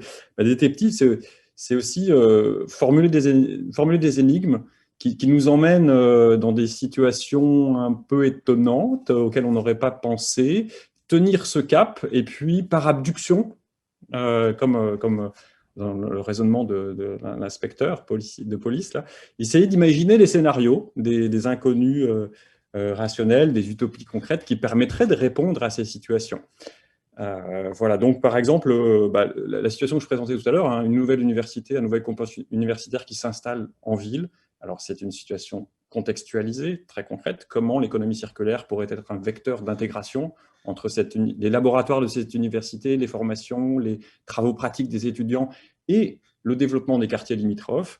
Est-ce qu'on ne pourrait pas prendre l'économie circulaire comme un vecteur d'intégration avec des projets partagés entre des acteurs qui ont des ambitions académiques ou pédagogiques, puis d'autres qui sont plutôt dans de l'entrepreneuriat social, donc dans des logiques différentes. Est-ce que l'économie circulaire pourrait les relier entre eux autour, par exemple, de l'alimentation circulaire, de textiles circulaires, de matériaux textiles qui feraient des boucles de valeur multiples, qui seraient réemployés plusieurs fois localement et qui permettraient à tous ces acteurs qui ont des logiques différentes de se relier, de travailler ensemble autour d'un espace de valeurs commun. On est très proche de la théorie de l'acteur réseau, là aussi, de l'intéressement, de la construction les utopies concrètes, c'est des points de passage obligés qu'on invente quelque part.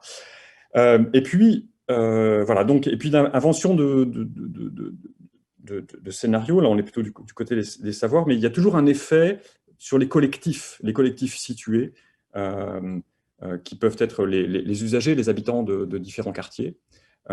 Et aussi, alors on le voit bien quand on travaille avec des administrations, par exemple l'administration publique, la ville de Montréal, les administrations publiques sont des bureaucraties qui fonctionnent en silo, et donc les mises en récit permettent de déverrouiller, de créer plus de transversalité entre les différents services, par exemple, de la ville. À chaque fois qu'on intervient, on fait un séminaire multiservice où on forme les acteurs en interne à la prospective et puis on les fait coécrire ces scénarios, etc. Et ça crée une transversalité très, très stimulante. Et l'économie circulaire est comment dire, une perspective très interdisciplinaire. Donc, c'est très favorable pour réfléchir à des nouvelles synergies entre les organisationnelles, on va dire. Encore des questions. Valentina. Merci Christophe. Tu m'entends? Oui, très bien. Ok, merci. Je voulais partager avec toi très brièvement un retour d'expérience qu'on a eu avec Aurélien cette année.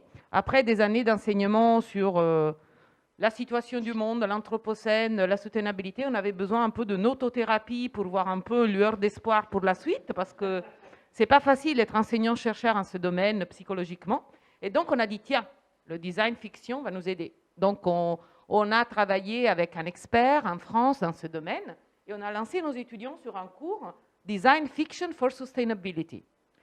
Et alors, nous, on s'attendait à pouvoir se projeter dans des futurs souhaitables, parce que c'est un peu la trame, on leur a fait travailler sur l'océan. L'état de l'océan aujourd'hui, ils devaient s'emparer de ce grand challenge et le questionner pour le futur. Et deux, on pensait qu'effectivement, le design fiction sert aussi un peu à renouveler les cadres cognitifs avec lesquels on aborde un problème. Résultat des courses, les étudiants ont adoré le cours. Ils ont été accompagnés par des designers et tout ça. Les livrables sont passionnants. Mais sur le fond, on a eu 5 sur 6 livrables qui sont des dystopies. Et on a compris très bien que la dystopie, en tant qu'imaginaire, permet d'interroger beaucoup plus les pratiques courantes. Okay, mais les fois où les étudiants, écoles de commerce, sont restés un peu dans leur façon habituelle de traiter les sujets et voulaient trouver une solution au problème, ils sont tombés dans la logique classique de le business case de la soutenabilité, l'efficience. En fait, ils ne sont pas sortis du tout du mythe de la technologie avec une app qui va résoudre le problème. Et donc, en fait, nous, en tant que thérapie individuelle, bon, il faut qu'on renouvelle un peu l'expérience l'année prochaine. Qu'en est-il? Comment tu fais? Tu nous as raconté plein de récits positifs, finalement. Les scénarios, au moins, que tu as partagés, pas forcément tout positif, mais il y a un espoir. Est-ce que c'est la méthode elle-même qui te... Est-ce que tu le mets dans le cadrage? Comment faire émerger des futurs souhaitables? C'est une question vraiment méthodo. Est-ce qu'il faut le faire ou pas, à ton avis? Et est-ce que ça permet vraiment de renouveler les cadres cognitifs, en fait, cette méthode? Alors, oui, très bonne question. Donc, ça interpelle la pratique pédagogique. Donc, effectivement, moi, j'ai des ateliers je donne des cours en éco-conception et puis en éco-design, et puis dans une perspective de conception innovante, et pas simplement de conception réglée, d'optimisation de l'existant ou l'optimisation du statu quo même. Et donc, on fait des ateliers. Par exemple, il y a un atelier que je fais régulièrement sur vivre en 2030 à 2 tonnes de carbone par habitant par an, de façon désirable. Qu'est-ce que ça veut dire? C'est extrêmement peu. Hein. Tous les travaux de l'ADEME, par exemple, sont dans une perspective de descendre à 5-6 tonnes de GES par habitant par an en quota, avec une approche analyse de cycle de vie. Et donc ça c'est la partie qui est, on va dire, facile, entre guillemets, puisqu'il s'agit d'optimiser tous nos usages, les transports, l'habitat, l'alimentation, les loisirs, etc. Après, passer en dessous de 6 tonnes de GES par habitant par an de manière désirable, il faut tout réinventer. Et donc, il faut passer en mode de conception innovante. Donc, les cadres actuels ne suffisent plus. Donc, un premier point, c'est de fixer des objectifs quantitatifs. Donc, ça peut être des objectifs de boucle, enfin, de circularité de la matière, ça peut être des objectifs de GES par habitant par an, cycle de vie, donc en prenant en compte tout le système mondial, qui sont si ambitieux qu'ils ne permettent pas de reproduire les recettes actuelles. Donc, donc, il faut être dans une posture d'invention. Et donc, c'est de combiner en prospective une sorte de quantification en ordre de grandeur et des ruptures qualitatives. Ça, c'est des choses... L'IDRI, par exemple, a des réflexions actuellement là-dessus, hein, sur la quantification de scénarios qualitatifs et les modes de vie combinés à la quantification. Il y a des choses assez intéressantes là-dessus. Alors, sur ce qui s'est passé peut-être dans l'atelier, c'est l'effet Black Mirror, peut-être.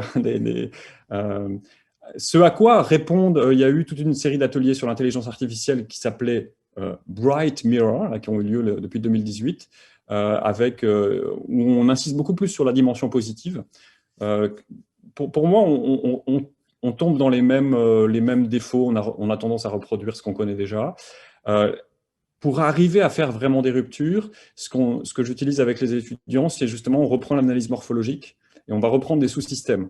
Et pour chacun des sous-systèmes, je leur demande de décrire le dominant design, c'est-à-dire ce que serait la conception réglée, dans une logique d'optimisation, de l'existant, etc. Donc, de le thématiser. Et ensuite, de dire, si on ne fait pas ça, qu'est-ce qu'on fait? Donc, imaginez des modèles d'affaires de rupture. Imaginez des objets, des dispositifs qui sont très, très différents. Enfin, je ne sais pas, passer de la mobilité du point A au point B efficacement à la mobilité reliante, expérientielle, où la lenteur serait positive, par exemple, où la dérive serait un principe d'organisation des journées du quotidien. Donc, je les force à construire des micro-scénarios qui révisent l'identité des logiques, des objets, des lieux, des événements, etc. Et puis après, on a donc plein de sur étagères, en fait, on construit une bibliothèque d'alternatives de rupture et qu'il faut relier entre elles et mettre en récit. Et là, on a des ingrédients, en fait, qui sont des bons explosifs là, pour explorer des ruptures assez fortes. Et puis, moi, ce que je fais avec eux, c'est on utilise l'analyse morphologique comme un jeu de cartes, le jeu des 5 familles, des 6 familles. C'est-à-dire, s'il y a 6 variables qui vont structurer l'avenir, ça fait 6 familles. Et puis ensuite, on fait des combinaisons aléatoires, ce qui force encore plus à créer des énigmes auxquelles on doit donner du sens, et par des récits. Donc, c'est plein d'opérateurs de forçage, d'inconnus, mais ce qui est très important, c'est de thématiser le dominant design, de thématiser la conception réglée, la conception logique, de la rendre bien visible pour dire ça, c'est le scénario de base, de référence, c'est le business as usual, c'est ce qu'on ne veut pas faire, et puis pour voir comment on peut aller ailleurs. Voilà quelques éléments de réponse. On pourrait échanger là-dessus pour nos expériences pédagogiques, si vous voulez, avec plaisir. On va prendre 2 dernières questions, c'est passionnant, mais on a une journée assez longue, je pense qu'on a besoin d'un petit peu de repos avant le dîner. Donc, Christine, vous voulez poser une question? Merci beaucoup. Donc, c'était passionnant, en effet, hein. Franck vient de le dire, mais c'était tout à fait passionnant. J'ai une question sur les scénarios. Alors, je crois avoir bien compris dans le cadre de chorégraphie, Géraldine, que tes scénarios sont co-construits, après une immersion de ton équipe, mais néanmoins co-construits. C'est ce qu'on retrouve aussi, je crois, dans les travaux de Christophe, mais dans ce qu'a dit Christophe, il y a quand même 2 choses qui me taraudent par rapport à cette conception des scénarios. Pour ta méthode morphologique revisitée, enfin l'analyse morphologique revisitée, tu as dit que parfois tu introduisais des ruptures du type le mobile repair car, et dans le cas du campus, tu as aussi indiqué que tu avais confronté en fait les participants à des scénarios préétablis, si j'ai bien compris. Et dans ce cas où les scénarios ne sont pas a posteriori mais a priori, je voudrais savoir comment tu les conçois et aussi comment tu les défends sur le plan scientifique si tu publies ensuite voilà, ces scénarios qui visiblement viennent de toi ou de ton équipe. Je vais prendre une deuxième question, et malheureusement... Une question concernant donc l'exercice de prospective Montréal 2050. Donc, Donc, c'était tout à fait passionnant. En fait, je voulais savoir comment la ville de Montréal s'était saisie de ça, en fait, de ces scénarios et ce qui en avait été fait. Autrement dit, comment se fait le pont entre ce travail d'élaboration de scénarios et puis l'élaboration du plan d'urbanisme et les différentes décisions de politique publique, au fond, auxquelles ça doit aboutir. Où est-ce qu'on en est dans le processus et comment ça fonctionne, en fait? Christophe? Alors, voilà, donc rapidement, première question. Donc, on rédige on fait des plans enfin des pré-scénarios qui sont comme des propositions un peu martyrs là qu'on rédige, mais on essaie de faire ce travail de synthèse d'hétérogène, de création d'intrigues. On s'est donné des règles. Hein. C'est pas comme écrire une nouvelle où ce sont des mises en intrigue sur des rationalités inconnues. Avec des péripéties inattendues, avec des intrigues du quotidien de 2030 ou de 2050. Donc c'est une écriture, enfin je vous en ai lu un peu long, là. C'est quelque chose qui doit mettre en scène voilà, des objets rationnels, inconnus, étonnants, etc. Et alors, ce qu'on fait, c'est qu'on écrit ces premiers scénarios et on les met sur la table comme point de départ. Et on demande aux participants dans ces ateliers de co-design de re-rédiger d'autres scénarios ou des variantes. Par exemple, la Gazette circulaire en 2026, c'est les participants qui rédigent les unes de journaux. Ils le font librement et parfois ils font des choses qui sont très différentes du scénario de départ, ou qui vont plus loin, ou qui l'approfondissent dans une perspective, ou qui le contestent, et donc il y a une sorte de rebond, une deuxième écriture. Quand on utilise un jeu de cartes comme déclencheur, donc on leur donne, c'est l'analyse morphologique mis en jeu de cartes, et là c'est les participants qui écrivent un scénario. Donc parfois il n'y a pas, les déclencheurs peuvent être un petit peu différents. Et comment pour la publication scientifique, les publications, c'est plutôt sur la méthodologie prospective, sur le processus d'innovation collective. Et donc, ces scénarios assument leur statut d'utopie, de déclencheur, d'imaginaire, etc. Donc, ils n'ont pas... ils ne prétendent pas être adéquats à la réalité, puisque... c'est des futurs possibles. On n'a pas de critères de vérification, et ils sont différents de la prévision, de toute façon. Et puis, sur l'autre question, c'est l'articulation avec la ville de Montréal. Eh bien, ce qu'on a fait, c'est on a organisé avec le service d'urbanisme de la ville de Montréal, c'est un processus là long, de prospective, d'accompagnement en fait. Eux ont leurs propres travaux, mais on a organisé avec eux un séminaire professionnel en interne à la ville de Montréal avec des représentants du service d'urbanisme et de mobilité, mais aussi d'autres services, transition écologique. Il y avait plusieurs services, des urbanistes, des représentants d'arrondissement, des acteurs d'autres services qui étaient présents, et on a fait un séminaire, on a construit avec eux l'analyse morphologique, on a fait des approfondissements thématiques, on a présenté des premières versions des scénarios, on a recueilli leurs réactions, etc. Et ensuite, avec les 4 scénarios, on est allé à la rencontre de d'autres acteurs, beaucoup plus nombreux de la ville de Montréal. On a fait 12 ateliers de co-design prospectif. Alors, on était en ligne, c'était quand même limité, mais on a essayé de bricoler comme on a pu. Et puis, pour recueillir des réactions, des avis, des enrichissements différents. Et ensuite, on a formulé avec les participants à ce séminaire interne une sorte des propositions en backcasting. Qu'est-ce qu'on a appris des discussions sur les scénarios en 2050 ? Et on revient vers le présent en se disant mais comment ils peuvent nous aider à fournir des pistes, des options pour la décision qui sont un peu plus élargies, un peu plus riches, pour formuler l'énoncé de vision, le plan d'urbanisme et mobilité. Et donc là, on en est là, on a formulé un certain nombre de propositions, et elles commencent à être utilisées comme des inspirations qui viennent compléter leur travail. Nous, on est sur 10-20% d'enrichissement du nouveau vocabulaire, des nouveaux concepts, des nouvelles logiques, etc., qui commencent à être intégrés dans le travail de rédaction de leur pratique professionnelle. Là. Donc, on est intervenu en complément, comme une sorte de ressource. Mais ce qui a été vraiment déterminant, c'est d'organiser une sorte de séminaire où on se voyait une fois par mois, sur un an. Merci beaucoup à tous les deux. Vraiment. C'était passionnant parce que notamment ce qu'on a vu là dans cette partie, c'est le travail d'incarnation. Même si c'est prospectif, il y a une incarnation dans des situations concrètes et je dirais c'est tout l'apport de ce type de méthodologie et d'approche. Donc merci et merci à Christophe depuis Montréal. C'était très utile.